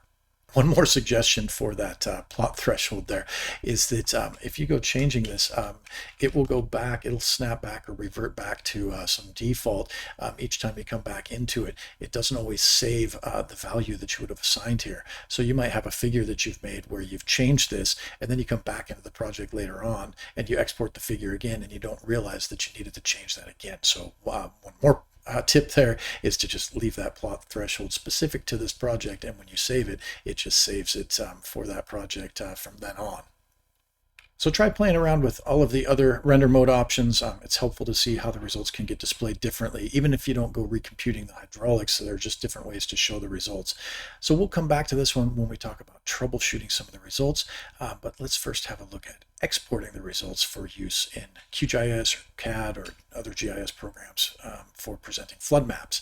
So if you wanted to generate geospatial layers, everything you export from RAS Mapper will be based on the adopted projection file, which again would be nice to see somewhere here. And there are tons of different files you could export. So let me just zoom out here again, and let's just have a look at probably the two most common ones. We'll do one raster and one vector out of all the ones we could present here. One of the most common raster results would obviously be the maximum depth grid. So we go here and hit max depth here. And what if we wanted to see what this max depth was anywhere in here and just get this value into some other CAD program or GIS program? So we'll talk about that one, and then we'll also do a vector polygon. And so the vector polygon of the inundation extents and then the raster grid of the maximum depths are the two that we'll set up here. Let's just do it for the existing condition. I'll come in here and let me turn the colors back on so that we can see it all. And let's turn on our max depth here. Make sure on our render modes that we've got everything showing, because if you plot this at a threshold, that threshold can then translate through into the exported files that you've got. So let's go ahead and set these up. We will right click on the layer that we want to use for exporting, and I'm going to create two new results map layers. Number one, I'm going to go under hydraulics here, and we'll do the maximum depth, and we'll do it as a raster based on this terrain. And so what I'm going to do here, it's going to sample through all of these, and it'll be just like this max that we see plotted here, except that it won't be nice and triangulated. As we can see with the rendering here, it's going to be pixelated at the resolution of whatever our underlying terrain was. Even if it's stacked, you'll get different results for different resolutions. So keep that in mind. When I say add map, it adds it as if the data is there, but it's not there yet. You see how it's italicized and it's got that red dot there? It won't actually add this until we right click on it and compute it, which we'll do momentarily. But first I want to add the next one, which is a raster layer again here by creating a new results map layer. And in this case, we're going to do the inundation boundary. Now you've got a lot of control of these things. You could actually plot the inundation boundary as a shapefile polygon for different increments and color code them differently. And so that can be handy in some cases to basically show your depth contours. And so I want this inundation boundary then to just be the max, and it's going to be a polygon at this value. So I'm going to hit add map, and I'm going to hit close here. And when I do that, I've got these two layers that have not been created yet. Now I could go in and right click on them one at a time and compute them. This map has not been created yet, but sometimes this can take a while. And if you just want to wait till the end of your day to do this, you might want to go and right click on the results in general and just manage your results maps all together. And then if you have these two that were not created, you could highlight them, and maybe you've got 10 that were not created yet and you want to run 6 of them. You could select which ones to do and then use this button here to compute or update the stored maps. Problem is you can't do anything else in RAS Mapper while it's working these out. And so sometimes this can take hours in some cases for it to generate some of these maps, especially if you're looking at rain on grid. I just had one the other day where I tried to make a vector file of the rain on grid results, which can be very tedious. I was going to try and filter it out, and I didn't even realize it was still running. And 4 days later, it spit out my results while it was running in the background. But if I went into that project, I would not have been able to do anything for 4 days. Now, it didn't used to take that long, so I guess another tip, something changed here in one of these later versions where the vector polygons for a rain on grid file can take a massive amount of time. So if there's some way to streamline that or optimize that, maybe if we could filter it before it creates it. I know there are some options to filter it afterwards, but if we could filter it before it creates it, then maybe it wouldn't make so many thousands of little polygons everywhere where you've got a little bit of rain that has accumulated in each of the pixels. So that can be a bit problematic if you're trying to make flood inundation maps. So I'm just going to let this run in the background, and once it's created it, then we'll come back. So I'll pause the recording here for a minute while it finishes making these maps. Now, I forgot there was something I ran into the other day where I had one of these maps that I had created that didn't show up with the inundation boundary along where I had some terrain modification. So in the background, it's now finished making that map. I'm going to go ahead and new results map layers for the project condition as well. I'll just let these run in the background at the same time. So I've done this one with the depth, and then I'll do the same thing again here and add a results map layer for the polygon as well.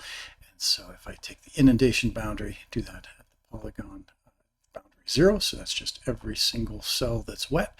I'm going to go ahead now and go back to the results, manage the results maps, and I'm going to create these extra 2 here as well, just so I can check and see if we've got the inundation boundary delineated where we have terrain modification in there.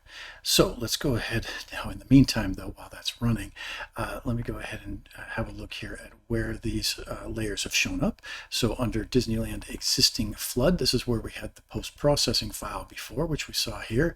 It now has 2 different geotiff files, and again, these are going to be at whatever resolution the underlying terrain was at. Even if it's stacked, you'll get different terrain files for these. Now, what happens for these ones? Inundation boundary, for example, this one right here, no matter what run you do, you could have a 1 year, a 100 year, a 50 year, a 20 year ARI run, and they're all going to get exactly the same name. So I don't like to move these because that will break the link, but that's why I have this results file or results folder here. So I'll copy these in here, and then with them all highlighted, I might change the name of one of them, and it should change the name of the rest, and at least I'll give it an indication of which run it was that I've got here when I rename this. This was the Disneyland existing flood, and this is the max inundation. And so when I hit enter, that changes all the names there, and I can be as descriptive as I want. So that's copied into this one. I would do the same thing here under existing flood for the DEM, and maybe name these something a little bit different as well. Go back here into the results files, and I could say here, for example, Disneyland existing flood, and this would be the max depth, and this would be over the one of the terrain files. And so I'll just say this one is terrain 1, and I could do another one for terrain 2, and just name them something that is going to be a little more clear, and that way I can just deliver this all to a client with all the results files named the appropriate names that I want to see. So you can see here it's added another one called Project Flood, and it's starting to populate that with the layers that it's now writing here. So I'll exit out of this. We now have these disk icons that you can see, which means this is all grayed out. So once you've got a saved disk, you can't animate that anymore. It's basically a fixed set of values. So let's zoom in and have a look here. I will turn off the flood for the existing, and let's zoom in and just highlight the actual new layers that it's just created. So I'm going to go here first to the saved depth map. So let's zoom in here around Disneyland and see what we've got.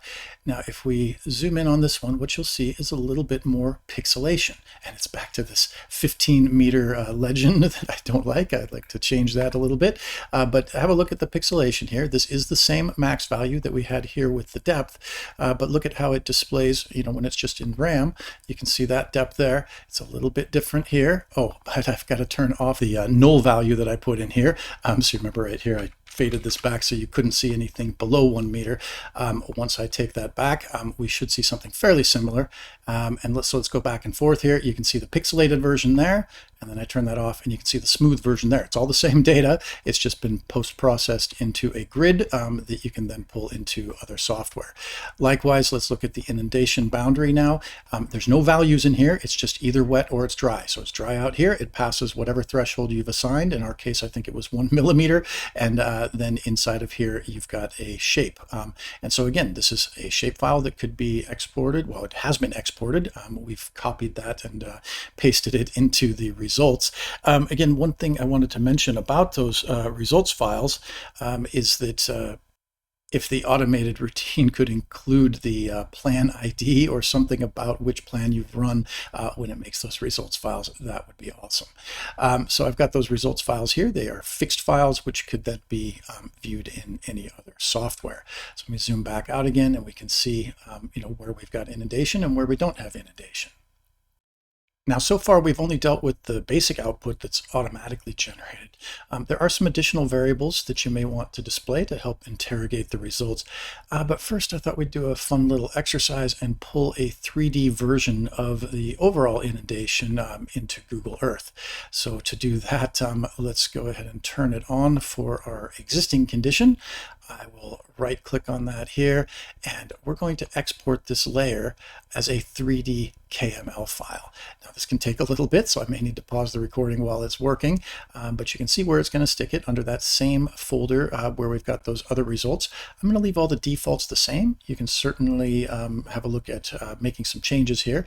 I'm just going to hit OK the way it is, and it's going to compute this KMZ file, KMZ here in Australia, and we'll be with you shortly when this is completed. So that took a minute or two to process. I'll say OK here. And now when I go back to that folder where I've got my other results, I should be able to see a new KML file or KMZ file. Let's have a look here and see where it is. There it is right there, KMZ. I'll double click on that and let's pull it up in Google Earth. So my Google Earth is now trying to find this one. I'll go ahead and click on this. You can see the water. It's trying to post-process. I'm going to click on this Disneyland place mark here, and let's go ahead and have a look at where we're at. So you can see some of the flooded streets. I've actually saved this place mark here. So let's turn this around and see how it compares to our previous view that we had. So I'm going to screenshot this one and we'll stick that in against the other image, which I've got as my background right here. And now we can see the park flooded under the existing condition. I could do the same with the proposed and show some of the improvements we've been making. But just for fun, let's have a look here and go over to Galaxy's Edge, because we did build in the Millennium Falcon here into the model at one point. And so let's see how that fared, and do we have some flooding around the Falcon here. Not a great amount of detail that you see here. Let's try and zoom in a little bit farther and see where the flood levels actually are here. So it looks like it's kind of sinking like the X-Wing in the Dagobah swamp there, but it's almost underwater, but looks like they could still get out. Anyway, you can see the buildings that are high and dry. You can see the rest of this inundation that's happened here. Just a bit of fun that we can have here in Google Earth. Again, this is not going to use the terrain that we've got. It's just going to use the triangulated water surface elevations, and then it's going to just put it up against the terrain that Google Earth has stored in it. So the results are not necessarily going to match what you see in your HEC RAS model. Just for fun, I'm going to compare it to the project condition one as well. And if you're following along, don't feel like you need to do this.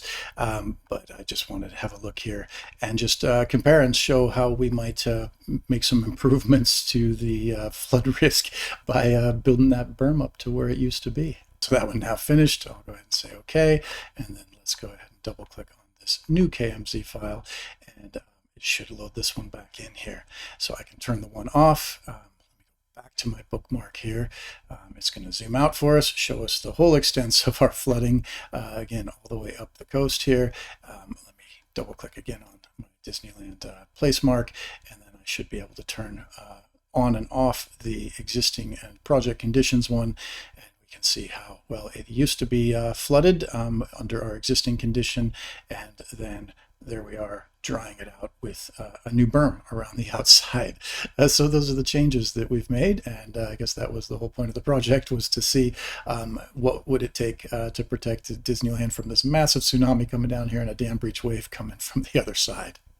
Now we'll have a look at a similar view here in RAS Mapper. I'm going into the 3D viewer toward the end, but for now let's go back to our output variables. So if you right click on the results layer name, you'll have three options for you for exporting. So I guess we'll do this with the project conditions one. I'll right click here, and you've got a couple of things you can do here with creating new results map layers, new calculated layers, and then managing those results maps here. So we'll start with this first one right here. The other two options, along with some other ways to create and manage results layers and batch them up using the tools options. We'll talk about that in a bit, but let's get started now with 6 layers that you might very commonly want to interrogate. 3 of them will be for checking whether our results are any good, and the other 3 are just typical output files where we'll want to generate them from our final results. So let's go ahead and start with the Courant number. Now there are 2 options for the Courant number, and that's we spent quite a bit of time in part 5 covering the Courant number itself. I'll add that same link to this webinar below since we're covering it again in this part, but let's see how we did. We're essentially asking the question, how many grids did a drop of water skip between computations? And there are 2 alternative ways HEC RAS can use the results to generate the Courant number. We'll just go with the first one here, but sometimes it's worth trying both if you're troubleshooting hotspots in your model. In either case, it doesn't let you select maximum across the profiles, so I think that would be very helpful. So I'm not sure why. I'm sure there's a reason why you can't do it, but I'll list that as another tip here to be able to generate the maximum, because you should be able to sample all of these profiles and find out where you did get your max. So I think that would be very helpful. So we can generate the layer here for individual profiles, and I'll just keep this one in RAM because otherwise you'd end up with a separate file for every single profile here. So I'm going to add that one, and that will just sit there in the results, where we should be able to then go in and interrogate it. So as I scroll through here, we should be able to see high Courant numbers where we have high velocities or small grid sizes or both, and so we can watch that kind of come and go. And I've got this one set with a maximum of 2. Now, I ran this adaptive time step, which we might look at in the future, and turn the Courant number on there too, and see, did it actually limit it to 2? Because that's what we told it to do when it ran that variable time step. So when it is too high, typically you'll see some pulsing around there, or that pulsing can happen in the plan view or in the profile view or in both. The other way that Courant numbers that are too high will manifest themselves is in a wetting front as the flood wave arrives that doesn't touch the ground. It'll be kind of stacked up and can't really keep up with itself with the computations. So essentially that would mean there's like a wall of water here. If I go back to when that first arrives, you'd have a wall of water sometimes that's at the computational grid size and not rendering out to the underlying LiDAR pixels. So I'll do a quick comparison at the end to the variable time step and see where we went. But again, it'd be great to be able to hit the max here and see where we got the maximum Courant numbers. We didn't have a lot of problems here around the site itself, as far as I can tell. There was a couple of them right there where it spiked briefly and then comes down. But most of the red is happening out here, and especially I would think right where we're bringing the flows in. Let's see what happens here where it comes bubbling up out of the ground. You see some really high Courant numbers up in here, and some of that oscillation. So there's one of 10. So that's, and again, watch out for this legend. This means greater than 2. It doesn't mean you stopped at 2. That means anything that is dark red here could be greater. And so you look right there, and boom, I've jumped up to about a Courant number of 10 right there. All right, so that's the Courant number. The next one that I will hit here is the Froude number. So I'm going to go ahead and do the same thing. Let's add a results map for that one, and we'll hit the Froude. In this one, you can use the maximum, but then that's got to be a stored map. So I will go ahead and generate that. We could just do all the profiles here. It takes a little longer to do a stored map if you're going to use the maximum, but that's kind of what I want to have a look at. Again, it'll be in italics and have that red dot there until we right click on it and compute this map. So I might pause it while it creates this because this might take a minute or two. Okay, so I've been sitting here waiting for this to finish, and I didn't realize sometimes this happens. The window that says that it was successful was sitting on another screen buried below a bunch of other stuff. So it's actually been done for a while, but it did take a few minutes to create. So for the Froude number, that's going to tell us whether we've got supercritical or subcritical flow. If you do see sustained supercritical flow in a natural channel, something's probably wrong, because it means your roughness coefficients are probably too low, or maybe you need to mess around with your turbulence values and the plan settings. If the number stays above 1, that would probably only be appropriate if you had a flume or a spillway, where, relative to the critical water surface, you could then see visually in a profile when you're above critical or when you're below, and then when you transition back and forth, going down through critical, like in a drawdown over a weir, or going back up through critical in a hydraulic jump. In 2D, it's a little more complicated, but let's have a look at these results. I don't see anything too alarming right around the site here, but again, you look at some of these results here, and I think every once in a while we pop up to a Froude number of like 6. So there are definitely some instabilities in here that we might want to get rid of, maybe with some finer time steps, or having a look at the roughness values. We're essentially, when you go through critical depth, you're separating your results from any backwater or tailwater effects. And so I think it might be worth showing a few illustrations of that concept here. If you're already well versed in the Froude number, maybe just skip this one. But if you wanted to go back through some of the basic theory, we've got a 1-hour webinar. If you wanted to go to hydroschool.org/Froude, we've got the world record holding whip cracking expert. She happens to also be a rocket scientist, so you might want to step through her explanations of what the Froude number actually means. Essentially, it's if we dropped a rock into moving water, that wave celerity, which is the root of the depth times gravity, the water flow will be either faster or slower than, or equal to, that wave celerity. So if it's faster, there would be no upstream wave propagation relative to an observer on the shore. If it's slower, you might get a sort of Doppler effect, like when a car or a train goes by. If it's equal, which you can't really sustain, you'd have a standing wave. So there are some similarities between subcritical, critical, and supercritical flows with subsonic, sonic, or supersonic sound waves. And what does this all mean for flood models? Well, if you have a spillway and the water goes through critical depth, no information is going to pass upstream. So with that little sidetrack, let's get back into our list of variables here. I think the next one we wanted to hit was the maximum water surface error. And so if we create that one, for some reason that one shows up not under these hydraulic parameters, but under the additional 2D variables. And so we get our maximum water surface error here. And again, we can store that one to disk. And this is just the maximum. So just like I thought it would be handy, instead of just the profiles, to have the maximum available for the Courant number, for this one, it might be handy to have the maximum water surface error available for individual profiles. And so we can see here, the maximum errors are not too bad right around the site. Every once in a while you get a few that spike up a little bit. You can see this is 0.3 of a meter, so 1 foot in error. That's those residual errors are not so bad here, but again, to really get these to stand out, let's turn on that black and white terrain again. I'll turn off this one, and I think where we'll see a lot of errors is right around here. So again, when you have internal boundary conditions coming in, and it's just water shooting out of the ground until it reaches an energy gradient that can push water downstream, you get some pretty crazy errors here. So I've got some that are up to 35 meters. I imagine we'll have something similar out here at the coast, and again, I should have a little caret on there that tells me where I've got some really bad errors. It's actually not too bad. I can bring a massive flood wave in at the coast.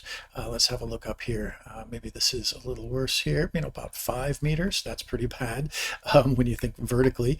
And then you can see where it crosses individual freeways or into different high ground. You're going to get some different errors there, especially when you get your cells that are like maybe right on the top of some feature, and then the next cell edge is down below it. You have some really steep water surfaces there, or steep cells there, that are going to generate some problems for you.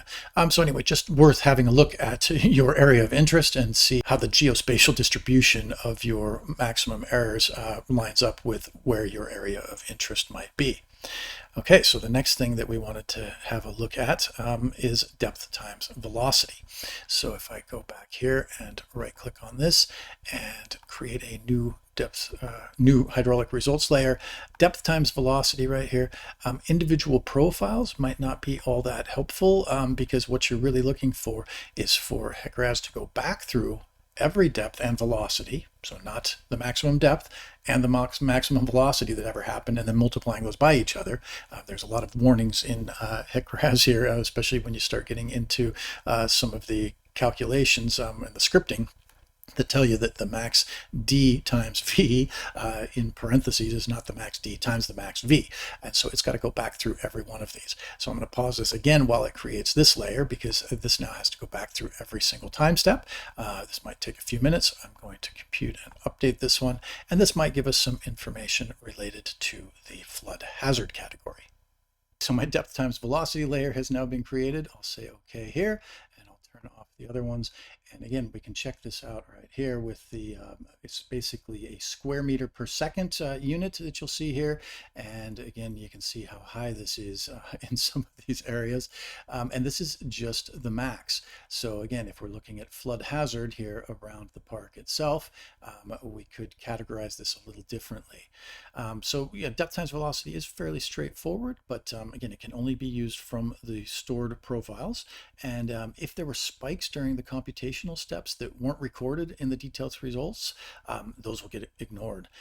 You can see a live representation of the depth time velocity product at any mesh cell at each time step by adding it into the RAM, as we could have done here. If I go back this way and create the new results map layer, we can go in here and choose depth times velocity, and this one goes a lot quicker. If we use individual profiles and just generate this here in memory, then we can go and close this, and I'll turn this off here, and now we can go through individual time steps. But again, if the product itself, the depth times velocity product coming up as you go through the max, we need to track that along every single time step. And you can see it's low most of the time here, but as I scroll back right when that flood wave first arrives, you can see some of those higher values right there.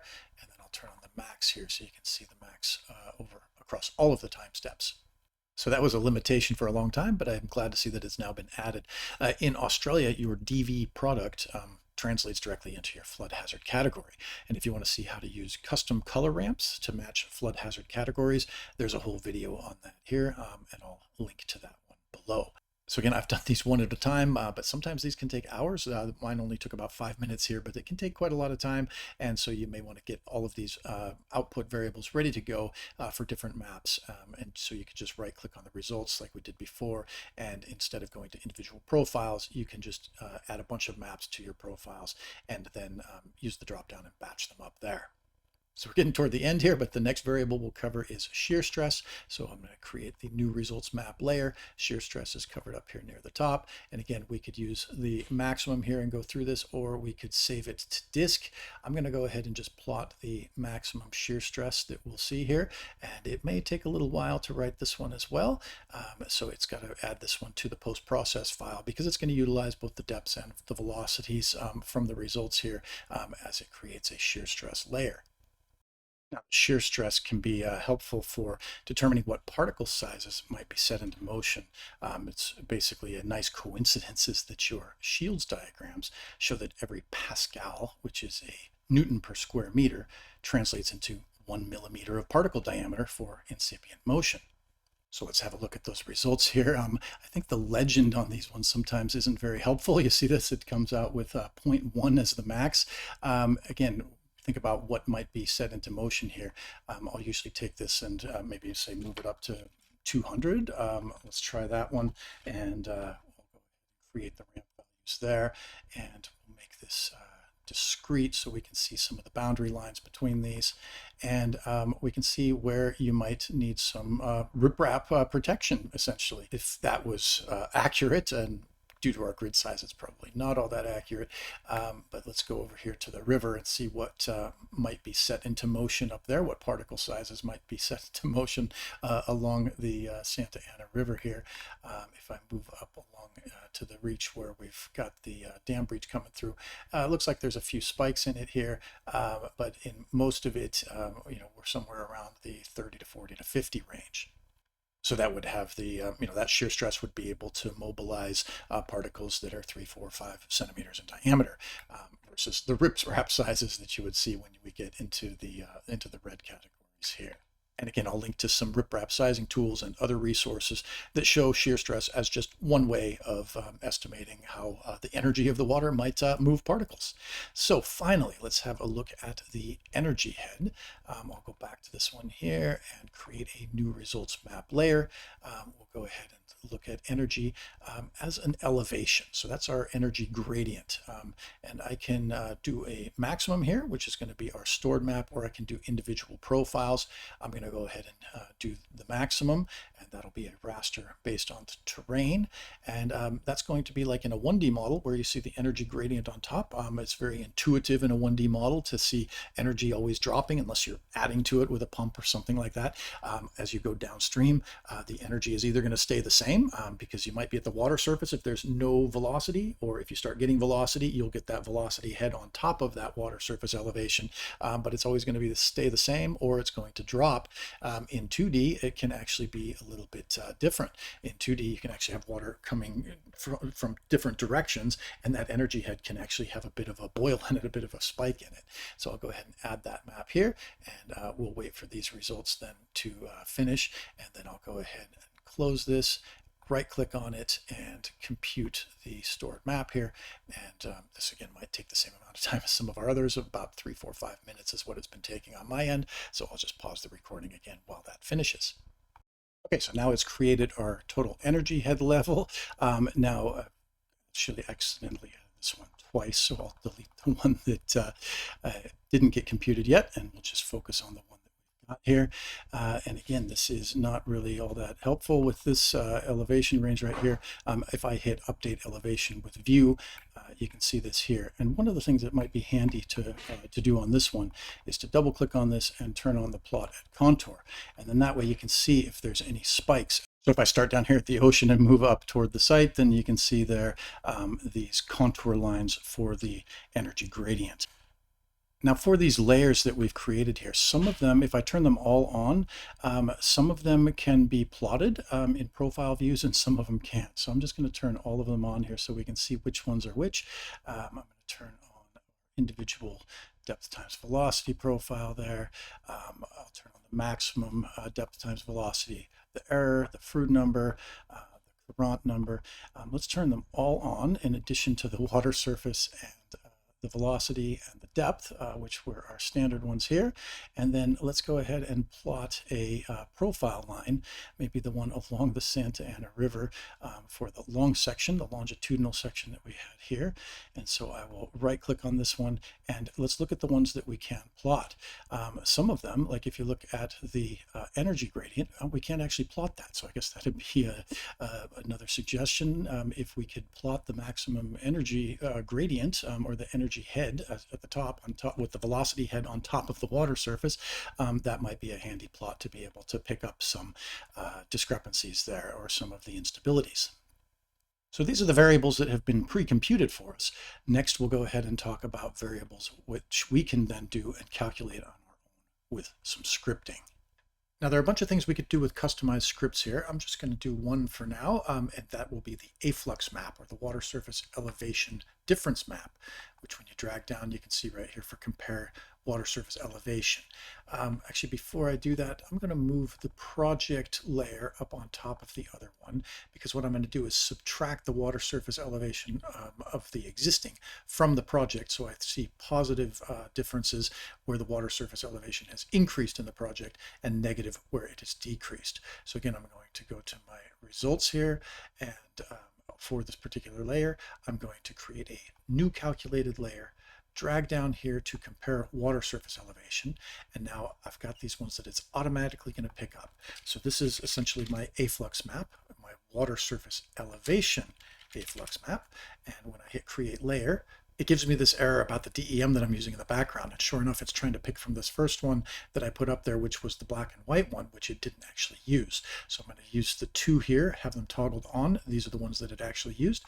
And when I hit create layer, now down here at the bottom, let me turn all these other ones off. So I'll turn off the rest of these here, and I'll show how we can put a customized legend onto this one. If I max this out, we'll be able to see some of the differences, but basically everything shows up as a difference, even if it's just noise in here. So if I hover around out here, it says 0, right? But down here, I've got some actual elevation differences.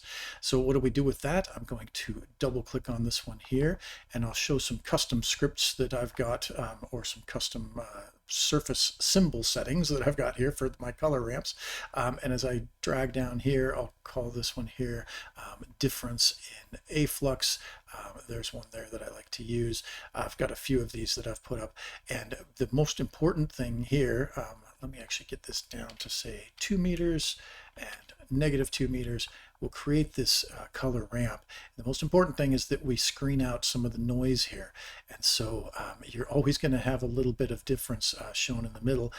If I take these and make it discrete, you can see I've got yellows and reds for my increases, and then greens and blues for the decreases. So let's see what this looks like. This is the water surface elevation difference. And if I look in the park, obviously I had some flow in there before, and I have now decreased the flood levels by 2 meters here, half a meter here. Now the water surface elevation up along the berm gets a little weird. Sometimes people talk about the was wet now dry and was dry now wet. We can screen those out. If you want some more detail on that, I will link to some scripts on how you can get those layers created.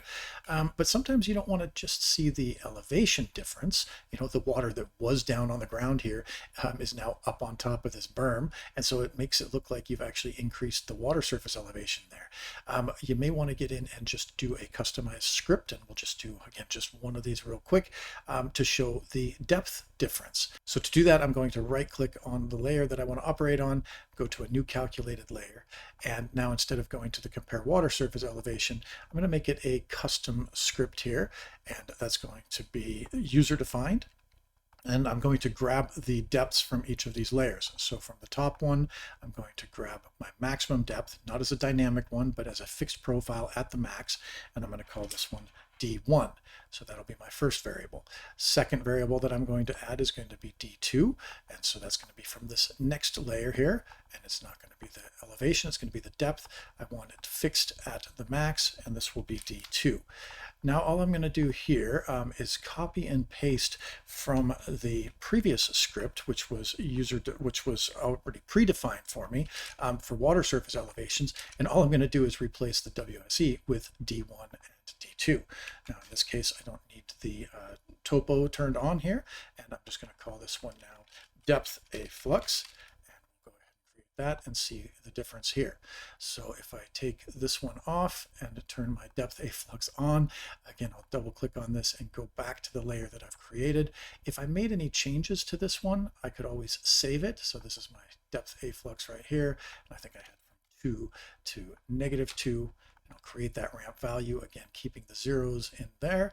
Again, if I wanted to make any changes to this, I could save this color ramp, and it's going to save it on this instance of HEC RAS. You'll have to save everything and export them and import them again when you change versions in the future. So again, I'll go here to discrete, and now we can see the differences. And again, the depth and the water surface elevation differences should be the same where there's nothing else going on, right? But where we have features obstructing things, you'll see that a little bit different. So you can see now, instead of being a higher water surface elevation, we've got a lower depth on top of this berm. And so you may want to display it one way or another.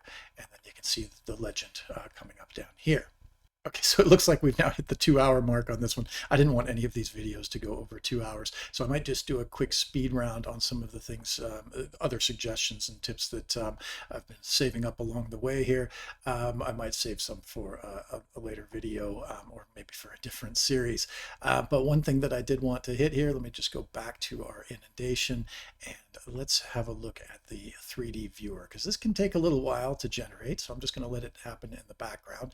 And the file piles that this makes can be absolutely huge. So be a bit careful with that when you decide to animate something or have a look at it in the 3D viewer. So I'm going to zoom out here so we can see the whole thing, and we'll let it pick our legends and layers. I think it's going to ask us that, and we'll just let it pick it from what we've got turned on here. So I'm going to go ahead and use this button right here for viewing results in 3D. So it's going to ask me which results I want to view, and then it's going to go through and figure out where the water surface is. Now, it's going to ask me, like I said, for the legends, for the symbology. I'll go ahead and let it use what I've got there. You could make some updates and just leave it as it is. But now it's going to sit in the background and make, I think it's an SQLite file. There's a bunch of files that it's going to rely on, and it's going to have to process every single time step. Now, one thing you may want to do, sometimes I'll just run a model for no other purpose than to have a 3D viewer, and I'll run it at like 1 hour or 2 hour output time steps. So I only have 3 or 4 or 5 or 6 of these, and not every single one. Because if you look through at this speed, and it's going to be gigabytes in size usually. I've had some that end up being 20, 30, 40 gigabytes just for the processing file that it's going to make here. So I'm just going to let it go through these. I'm going to pause the recording while it does it, and then we'll come back with a quick synopsis of what we've done so far, a speed round of comments, and I might try and get the 3D viewer to look at Disneyland from that same vantage point that we had for the Google Earth view, and then we'll leave it at that for the day. So it finished in about 10 minutes on my end and popped up the 3D viewer, which always comes up on screen number 1. I guess I could swap my display settings around a bit, but number 1 on mine is a vertical screen, so once it's generated, you can't resize it to fit another window. So I guess I'll offer another tip here, which is to allow the 3D viewer window to be resized. So I just did another quick screen recording of it, which I'll insert here, and that way I can speed through it a bit because it's pretty slow on my end. Maybe I need a better graphics card. You can see here the SQLite file that it's generated once you make a 3D view is about 5 gigs here. So just what I did here when I started out, you go up to the bar up there and you can scroll through the different time steps that you want to see. If I then brought up the 3D viewer here in the controls, you can use your mouse like I'm doing here to control it, or you can then bind some keyboard settings to it. Now some of these will be predetermined, but others, if you look here, you can click on the general tab here. Actually you go over to controls, and when you're on the controls you can set your keys whatever you want. You can bind them to something that makes sense to you, and then you can operate it with your keyboard. Now again, this was going a little bit slow on my end. When you zoom in here, I guess another tip, it doesn't look all that great, but another tip would be if we could get some of the rendering improved by either allowing you to drape over the aerial photo here, or to update the legend with view. That might be handy as well. You can toggle on with these buttons up here. You can toggle on the particle tracing. You can adjust those settings, and then we could go in and turn different variables on and off, whatever we've got on in our plan, on our selected plan. So there's the water surface elevation and the depth and the velocities and things like that. Now that skyscraper looking thing there is actually the Millennium Falcon that we added with the terrain modification polygon. It doesn't just look tall because of the vertical exaggeration here, but because we actually made it really, really tall. Speaking of the vertical exaggeration, you used to be able to change it in the 3D viewer. I can't show you where that used to be now that I've closed the viewer, but that option went away, and so it would be great to get that added back in, or maybe somebody could show me where it went in case I've just missed it. Okay, so that's the 3D viewer in a nutshell. I didn't really cover a lot of detail on it because we've got a whole dedicated video about using it, including making a flight path layer and some other cool features. So I will close this window here now. But before we end, I did want to go back to the variable time step run, this VT here, and do a quick comparison. So this one ended up with a 10 to 20 second interval instead of the 30 that I had used as a fixed time step. So it took about twice as long to run. Now I've added the Courant number here to the results, just like we did before, and I just wanted to compare it then to the previous one. Now, just so we're comparing the same thing when we go look at the park itself, I'll add it again here to the results maps for the existing condition. So again, all we do is go to Courant Number right here, and we're just going to add the profiles into the RAM. And now we can have a look at this. Let's go to the same time step. So at this point, it's still at the very beginning, but let's have a look at where we ended up with some of those issues before. And so with the existing condition flood, if I turn on the Courant Number here, and let's have a look at where we had some of those big spikes. That was about right there. So I'll just zoom in on this one right here and see what happens. So we had a Courant Number of 5 right there. So that's at 1545.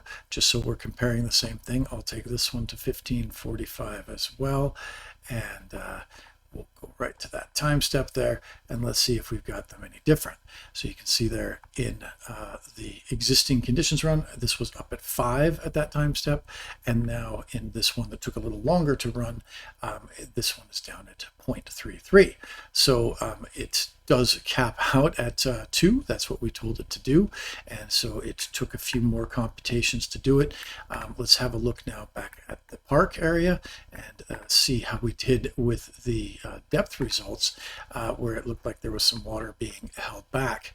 So if I turn on my depths here, and again this is the one with the variable time step, I'll turn off the Courant Number and make sure we're looking at the same thing here.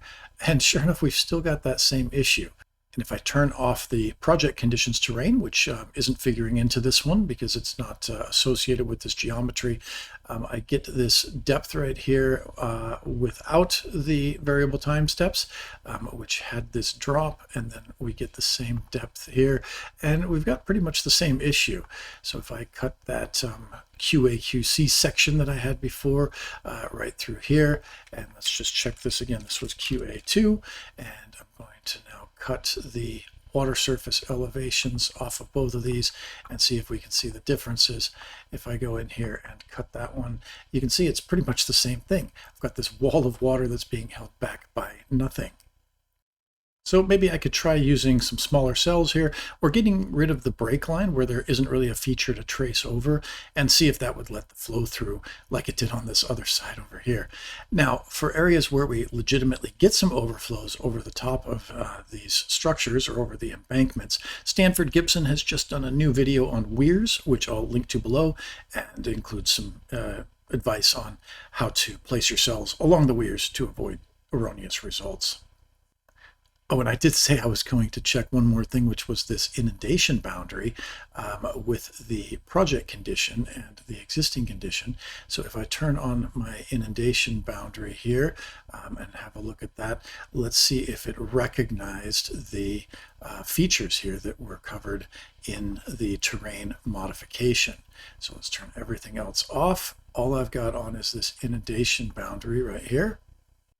And if I turn on the proposed conditions project ground, it did recognize the terrain modification as it plotted this boundary out, but there are some odd places where it's gone in and put some of the inundation inside of the structure where it probably shouldn't be.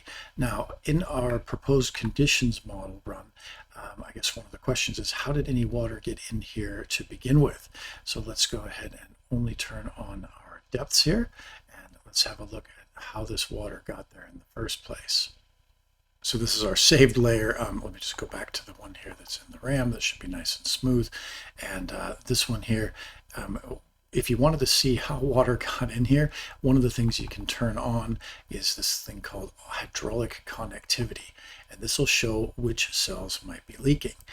And so this is where I'd love to be able to have a closed polygon here with some slopes on the side, because it looks like what happened here was we're letting some flow through where it finds some discontinuity right here, probably because our terrain modification came around and didn't close entirely.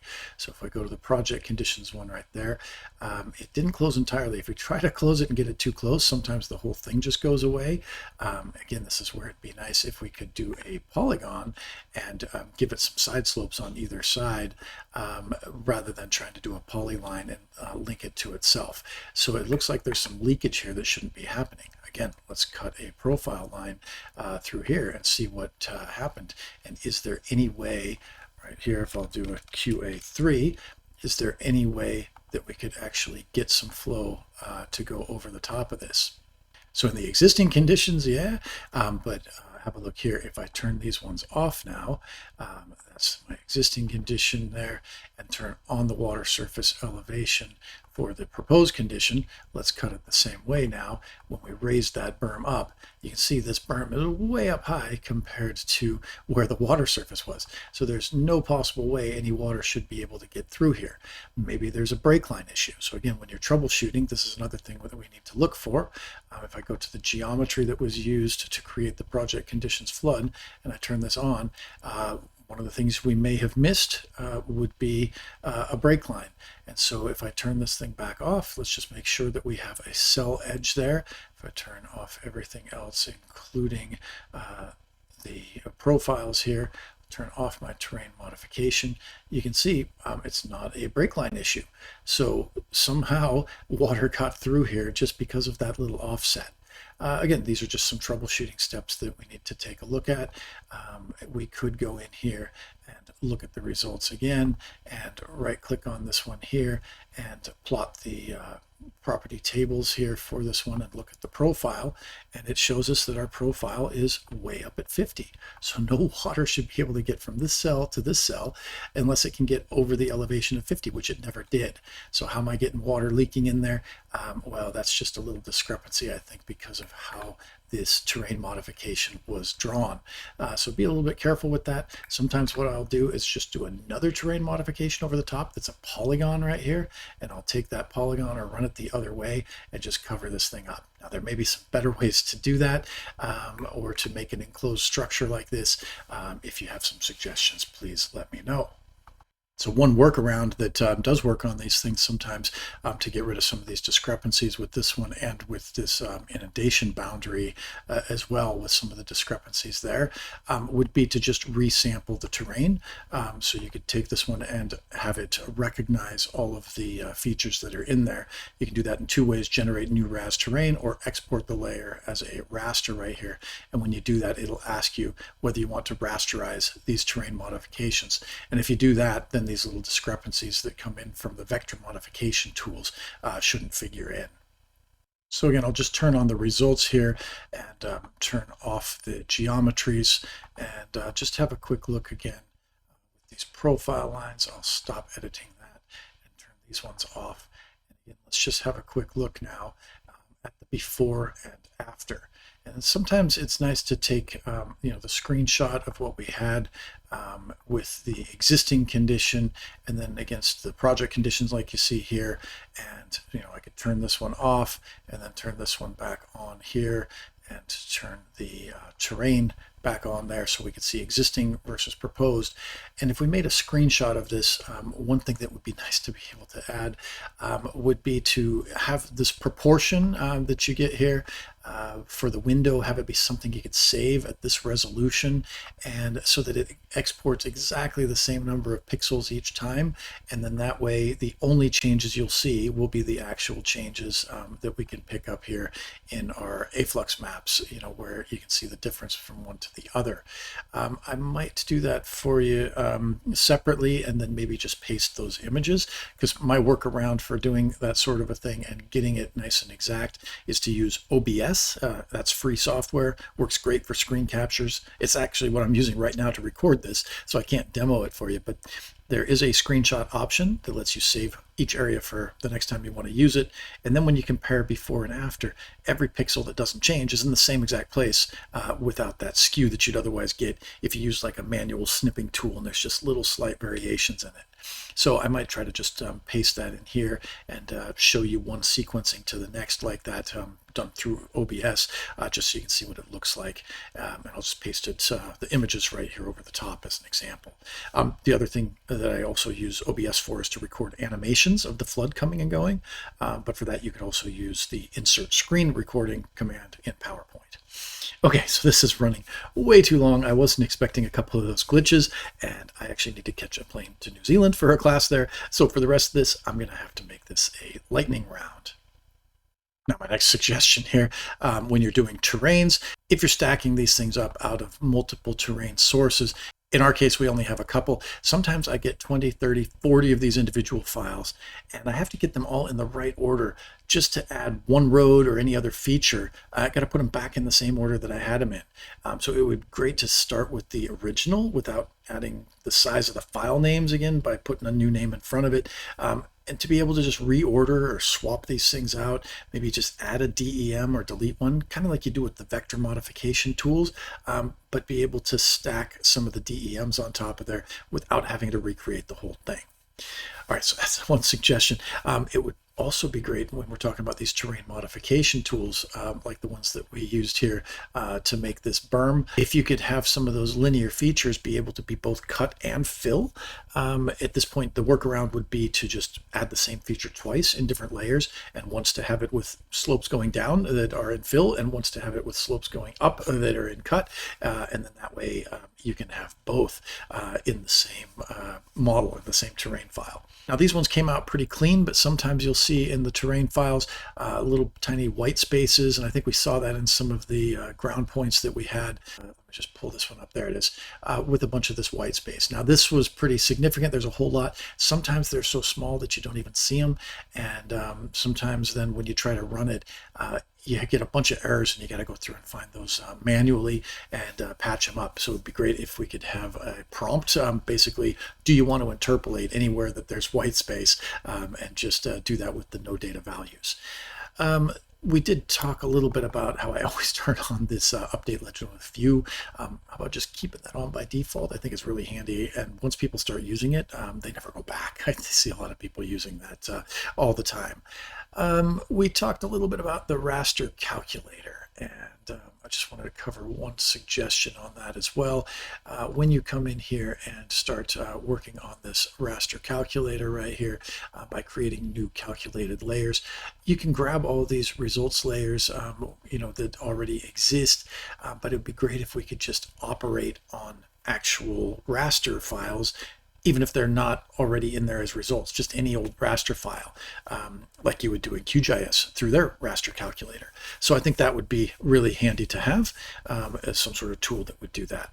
The next one on the tips that I would suggest is to allow the results to be added as map layers so that you can then show them in the geometry editor. So again, the only things you can turn on out of everything that you see in RAS Mapper, the only things you can turn on in the geometry are the things that are here under the map layers.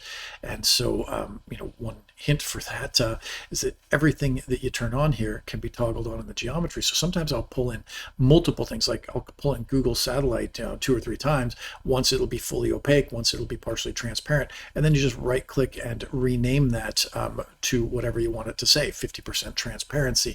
And then that way I don't have to go modifying that every time. I can just toggle one on or off when I'm making a figure. Now, I'll export results as geotiffs sometimes so that I can pull them in as map layers, but it'd be handy just to be able to use some of these results that you see under the results files and pull those in, like when you're drawing structures in the geometry editor. Sometimes it's handy to see where the flows are so that you can then orient things the right way. Now, sometimes you might lose your internet connection. Maybe you're traveling, or maybe you present to a client and your computer isn't online in their office, and you'll still want to see the aerial photo in the background, but you won't be able to see them in RAS Mapper or in the geometry viewer if you don't have your internet connection. If that's a risk, you may want to have a look at how to create saved views and static images with some steps that you can follow along with at this link that I'll show here.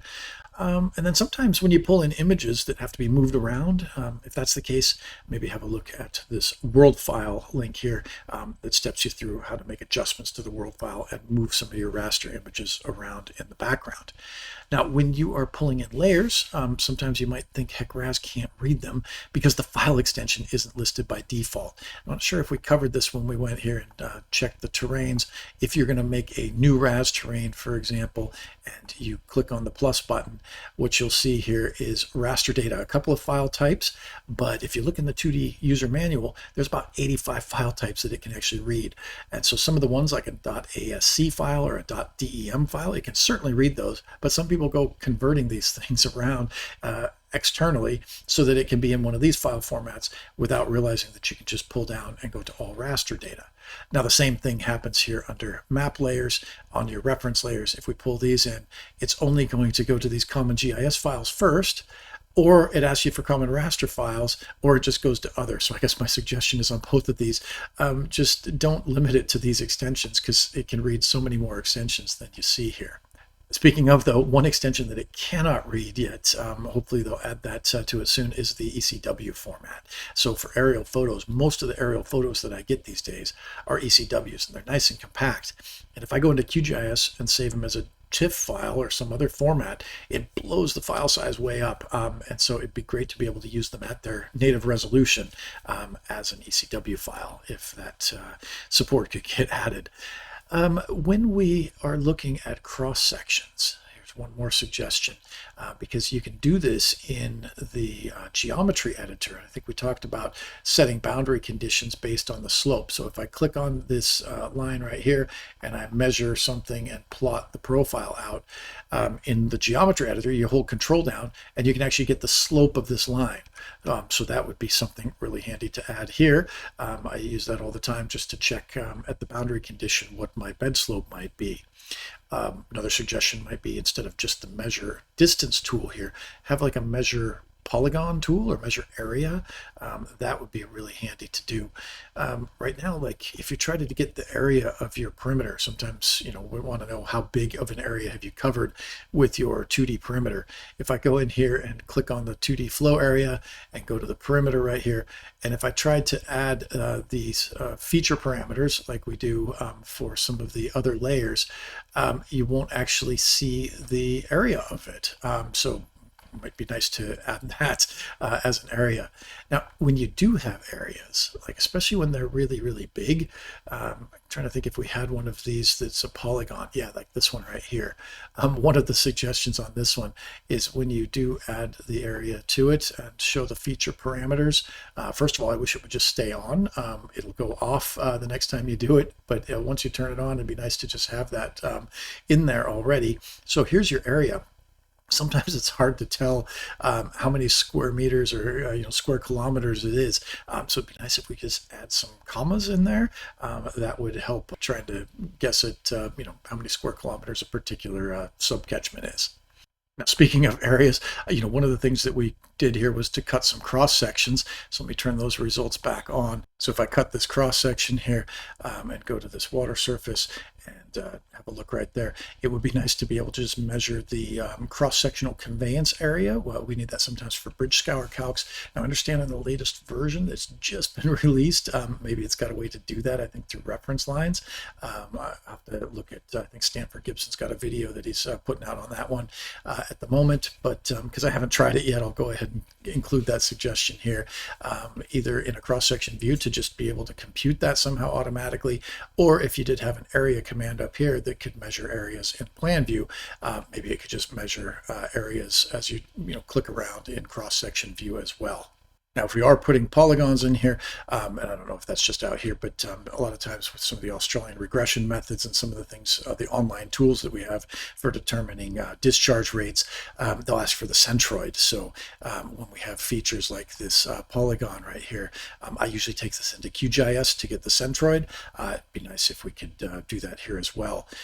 Also in the geometric data editor, you can convert that to lat-long coordinates, anything that you click on there, using that measure tool, and so that'd be handy to do here as well, where you'd have that option to convert that to latitude and longitude, because that's what the input that a lot of programs will use. Now, if we're drawing shape files, we just kind of have to click around and delineate them. That would be handy to be able to put them in as actual, regular shapes like circles or ovals or rectangles. The workaround for that would be to just make it as a modification layer right here. And any of these shapes, if you go ahead and try to add a modification layer, you can make this with regular shapes like this.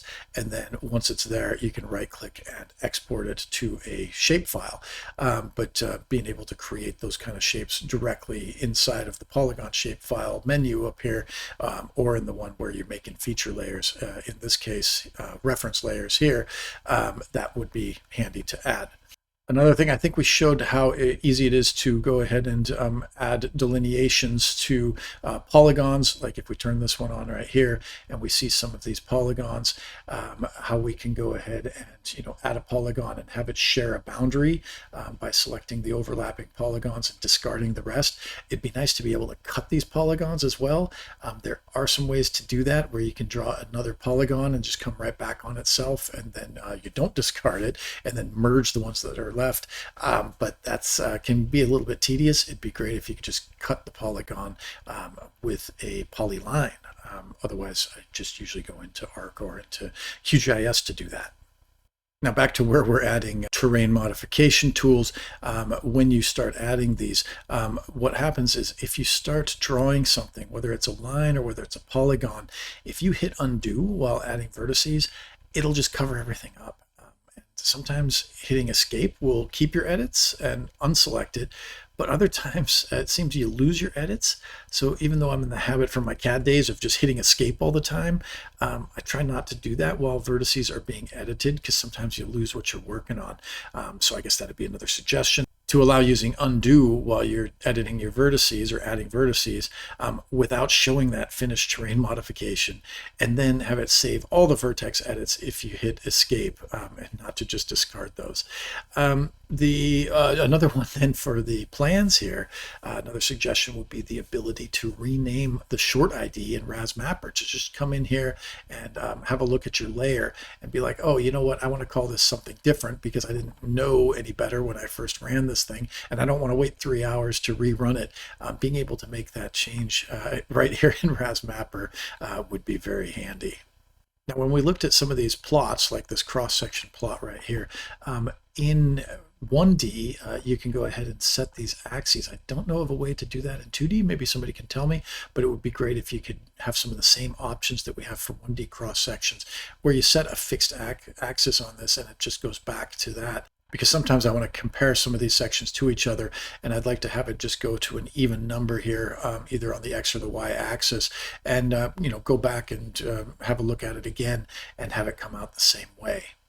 One more tip, and I think we're just getting close to the end here, is you can turn contours on a lot of these things. I could go into the water surface elevation here and plot contours right here. I think I can do that even if the legend is off. So I'll go ahead and make those white so that we can see them. I'll turn off my depths there, so you can see these water surface elevation contours coming down.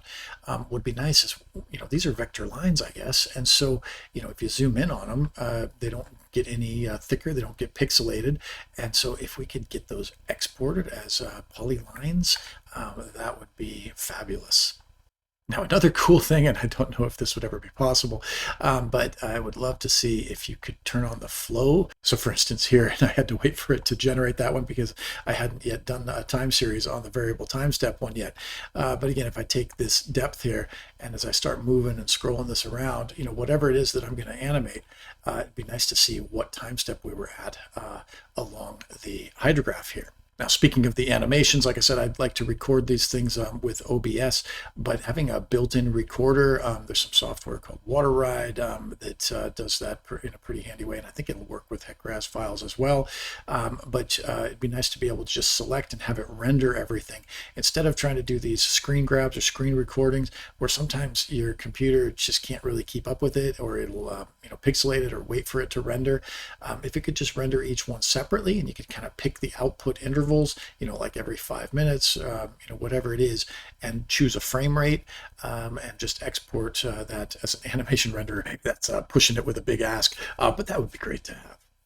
Now, I may have mentioned this at the very beginning, but again, if you're going into the terrain files here, and if you wanted to add some terrain directly from USGS, I think there was one where I already knew what I wanted, but I hadn't filtered it yet, or you couldn't filter it until it had pulled like 10,000 sources, because I zoomed way out. If you could filter it beforehand, then that would make that wait a little more efficient. Now, this next one I think is definitely in my top 5, alongside depth varying roughness and transmission losses.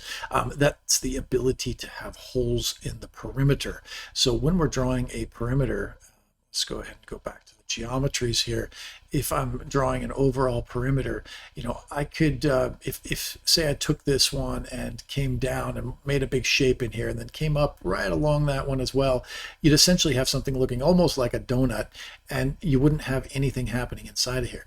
So how about just being able to close that off and have an actual donut inside of here where you could draw a shape and just say, this is going to get excluded, and just along that boundary, it's just going to automatically make it like it did the outer perimeter, where it's almost like a break line.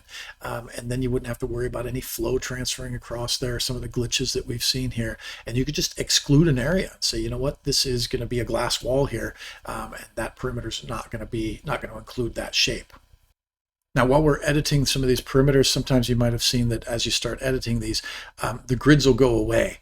And so it's nice, it would be nice if those grids just stayed there while you're doing your edits. So I guess that would be one more suggestion, is to keep displaying the grid while you're doing any edits. Some of them it'll stay there, but some of the edits that you make, you won't even see the grids while you're making the edits. It'd be handy to just see what you were working with before until it's been enforced or until it's been regenerated.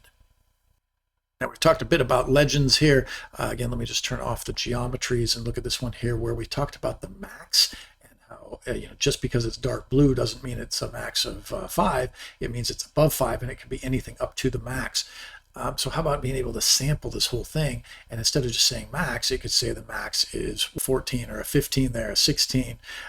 So whatever it is in this view, if it could just say what that max was, the max is 16, then that would be handy, because I've had clients ask me to put that on the legend itself to actually call out what the max is, and you got to go searching for it. So to have it do that automatically would be grand. Now, one thing we didn't demo, but that I've had problems with sometimes, is that if you add a refinement region to the geometry, you have the refinement region and you've enforced it with the refinement region, you remove the refinement region and then you go enforce it again, and it still keeps a break line around the outside of the refinement region until you remove that. It's a little odd, but that would be an easy glitch to fix up. Now, I think that does it for the comments that I had on RAS Mapper, but I've got a list of a few of these that apply to other things that I probably should have mentioned when we covered the geometry, the flow, or the plan file. Let me just highlight a couple of those. Go back into the main HEC RAS window here on the command window, and close that out. You see that one, the VT one, took 3 hours to run, and I did tell you I was going to go back and try to find the time steps on here, and you can see anywhere in green where it might have changed the time step, and it looks like it's stuck to about 18 seconds here, so about half of what we had before, and that's what it did with this adaptive time step or variable time step that we set.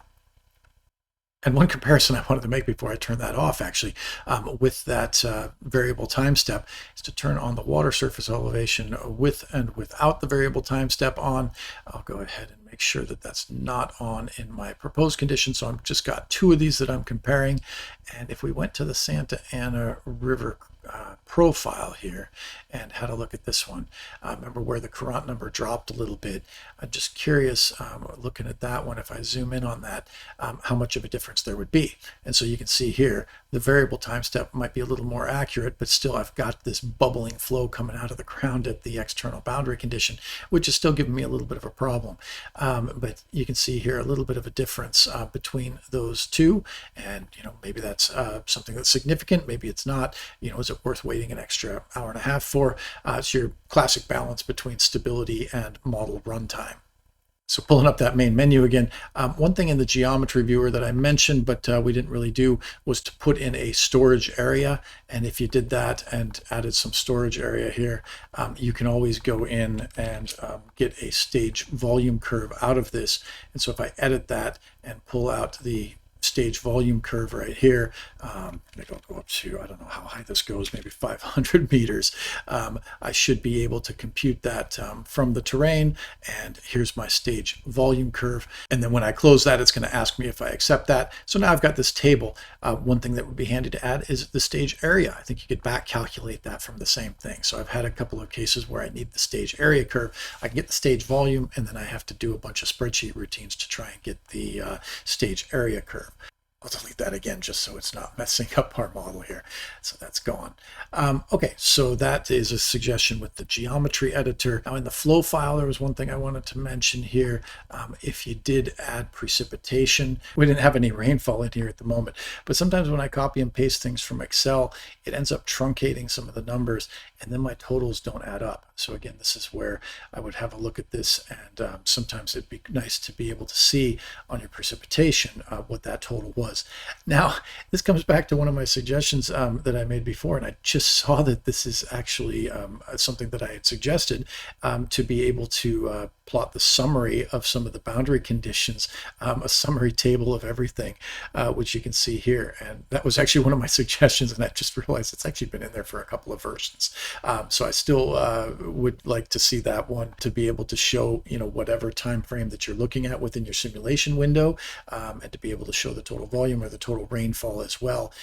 But again, sometimes I do recommend clicking on every button that you see, right-clicking on everything that you see, because sometimes I'm an old dog and I don't see the new tricks that they've added sometimes.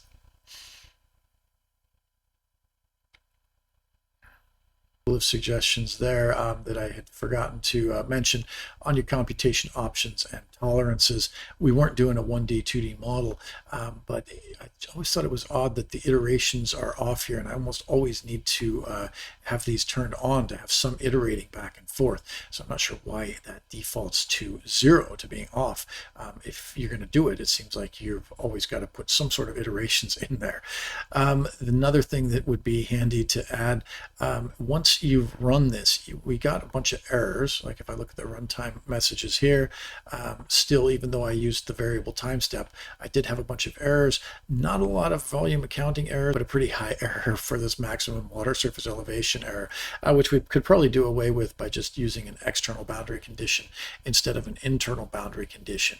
But one of the things that it probably ought to warn you of, there are enough signs of instabilities that point to time steps that are too coarse, where a lot of people who are beginners to HEC RAS, ask questions and put things out there and don't realize that that's such a big deal, especially if they've just gone with a default. And so to have the error message actually tell you, by the way, you need to decrease your time step, might be pretty handy. Either that, or like we suggested, having a much lower time step, or defaulting to a variable time step with a reasonable Courant number threshold. Now, another warning, I think I mentioned a couple times, when you're batching up runs and you're using this run multiple plans, if you're working on anything, when it switches plans, it'll just crash everything. So it'd be good to have a little warning message like, hey, by the way, you need to stop editing and go back into this before I open up the next plan. And I think we did talk about changing the order of these. That would be handy as well. But let me just go back to this menu right here, this new command that came in a couple versions ago, where you can zip up your plans or archive a project. Now, I've done this with a few projects lately, and the terrain modifications got completely ignored, and some of my internal boundary conditions, so my IC points, ended up just flooding the whole site, where I actually had a terrain modification that would have held it in. And so the zipped plan ended up looking completely different from what I had actually run. So I think that's a little bit of a glitch. So I think my workaround on that one was to go just resample that terrain into a new file that I could then just rasterize, and it didn't have to account for the terrain modification tools. Finally, I think we're at the last tip, the very last one here, and that's for all of them, for the flow, the plan, the geometry. If you wanted to go in and try to delete some of them, in our case, we've only got 2, so it's easy to do. Again, I've got plans or projects where I've got 99 plans, and then I need to start deleting some. And if you could hold Control down and choose multiple ones to delete, that would be awesome. But at the moment, you've got to do it one at a time. So that brings us to the end of all of these tips. I've probably got about 20 others that I've listed in my notes that we haven't got around to, but in the interest of time, I'm just going to leave those ones off. With a lot of these tips, again, sometimes it's just my own ignorance, and there may already be fixes for these, so do let me know.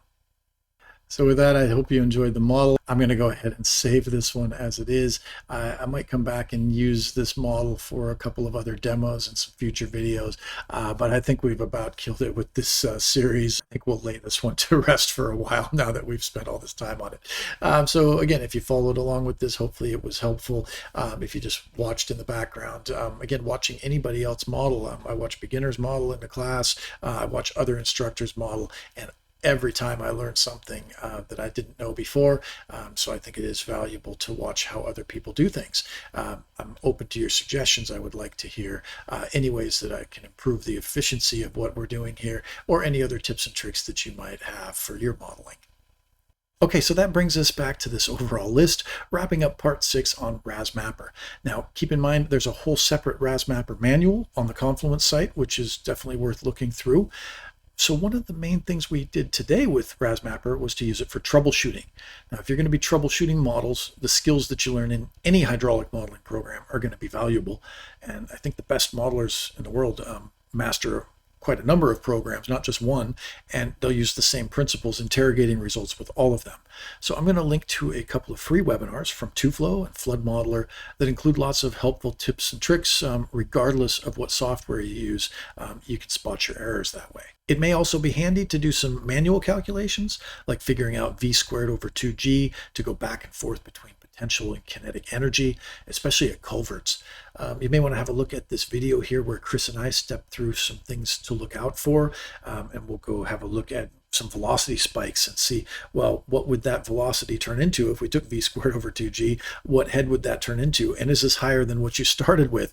Because in that case, you must have been adding energy somewhere, or there's some instabilities that we might want to take a closer look at. This video also covers some considerations for 1D versus 2D versus 3D. We started this whole example by just diving straight into 2D, but maybe we should have hit in the very beginning the reasoning behind that choice before we even set up the initial geometry. Now, another thing we didn't do with this model was rain on grid, and that opens up a whole heap of other issues that can give you some really odd looking results. So I'll put some other suggestions and wish list items into a separate video that I'll end up linking to down below. So thanks for taking this ride with us, coming along for this journey. This turned out to be a much bigger project than I expected. So when I started it, we were on version 6.6. That was the current one. Now we've got 2 new beta versions of 6.7 that have come out in the meantime while I was putting these videos together. They're the first beta versions in a long time, so I actually took that as an invitation to be a beta tester with all of these comments. I don't know if the core will have a look at any of these or be able to incorporate any of them.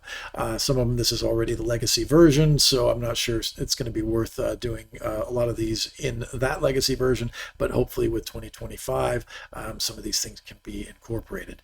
Maybe by the time you're watching this, some new version will have come out, and some of the wish list items might have been included.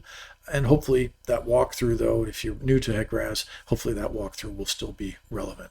And actually in a few months, they're going to stop supporting Windows 10 altogether. So this is all going to look outdated pretty soon. Since I recorded this on Windows 10, looks like I need to upgrade to Windows 11 for the next videos. And I guess one recommendation, as individual features are added in 2025, try each thing one at a time. You know, the videos are only 10, 15, 20 minutes long that the course putting together. Subscribe to that when they get posted on the course 2025 channel. Go ahead and work through those, because that way it won't be overwhelming to make the switch when it's a full-blown workable version. So be sure to have fun with it, get involved with some of the social media groups, interact with the community. With that, I'll sign off for now, but I'm on a red-eye flight tonight. Instead of counting sheep, I'll be herding sheep in HEC RAS just to get some sleep. If you want to check out something fun, I'll put a link to that up here.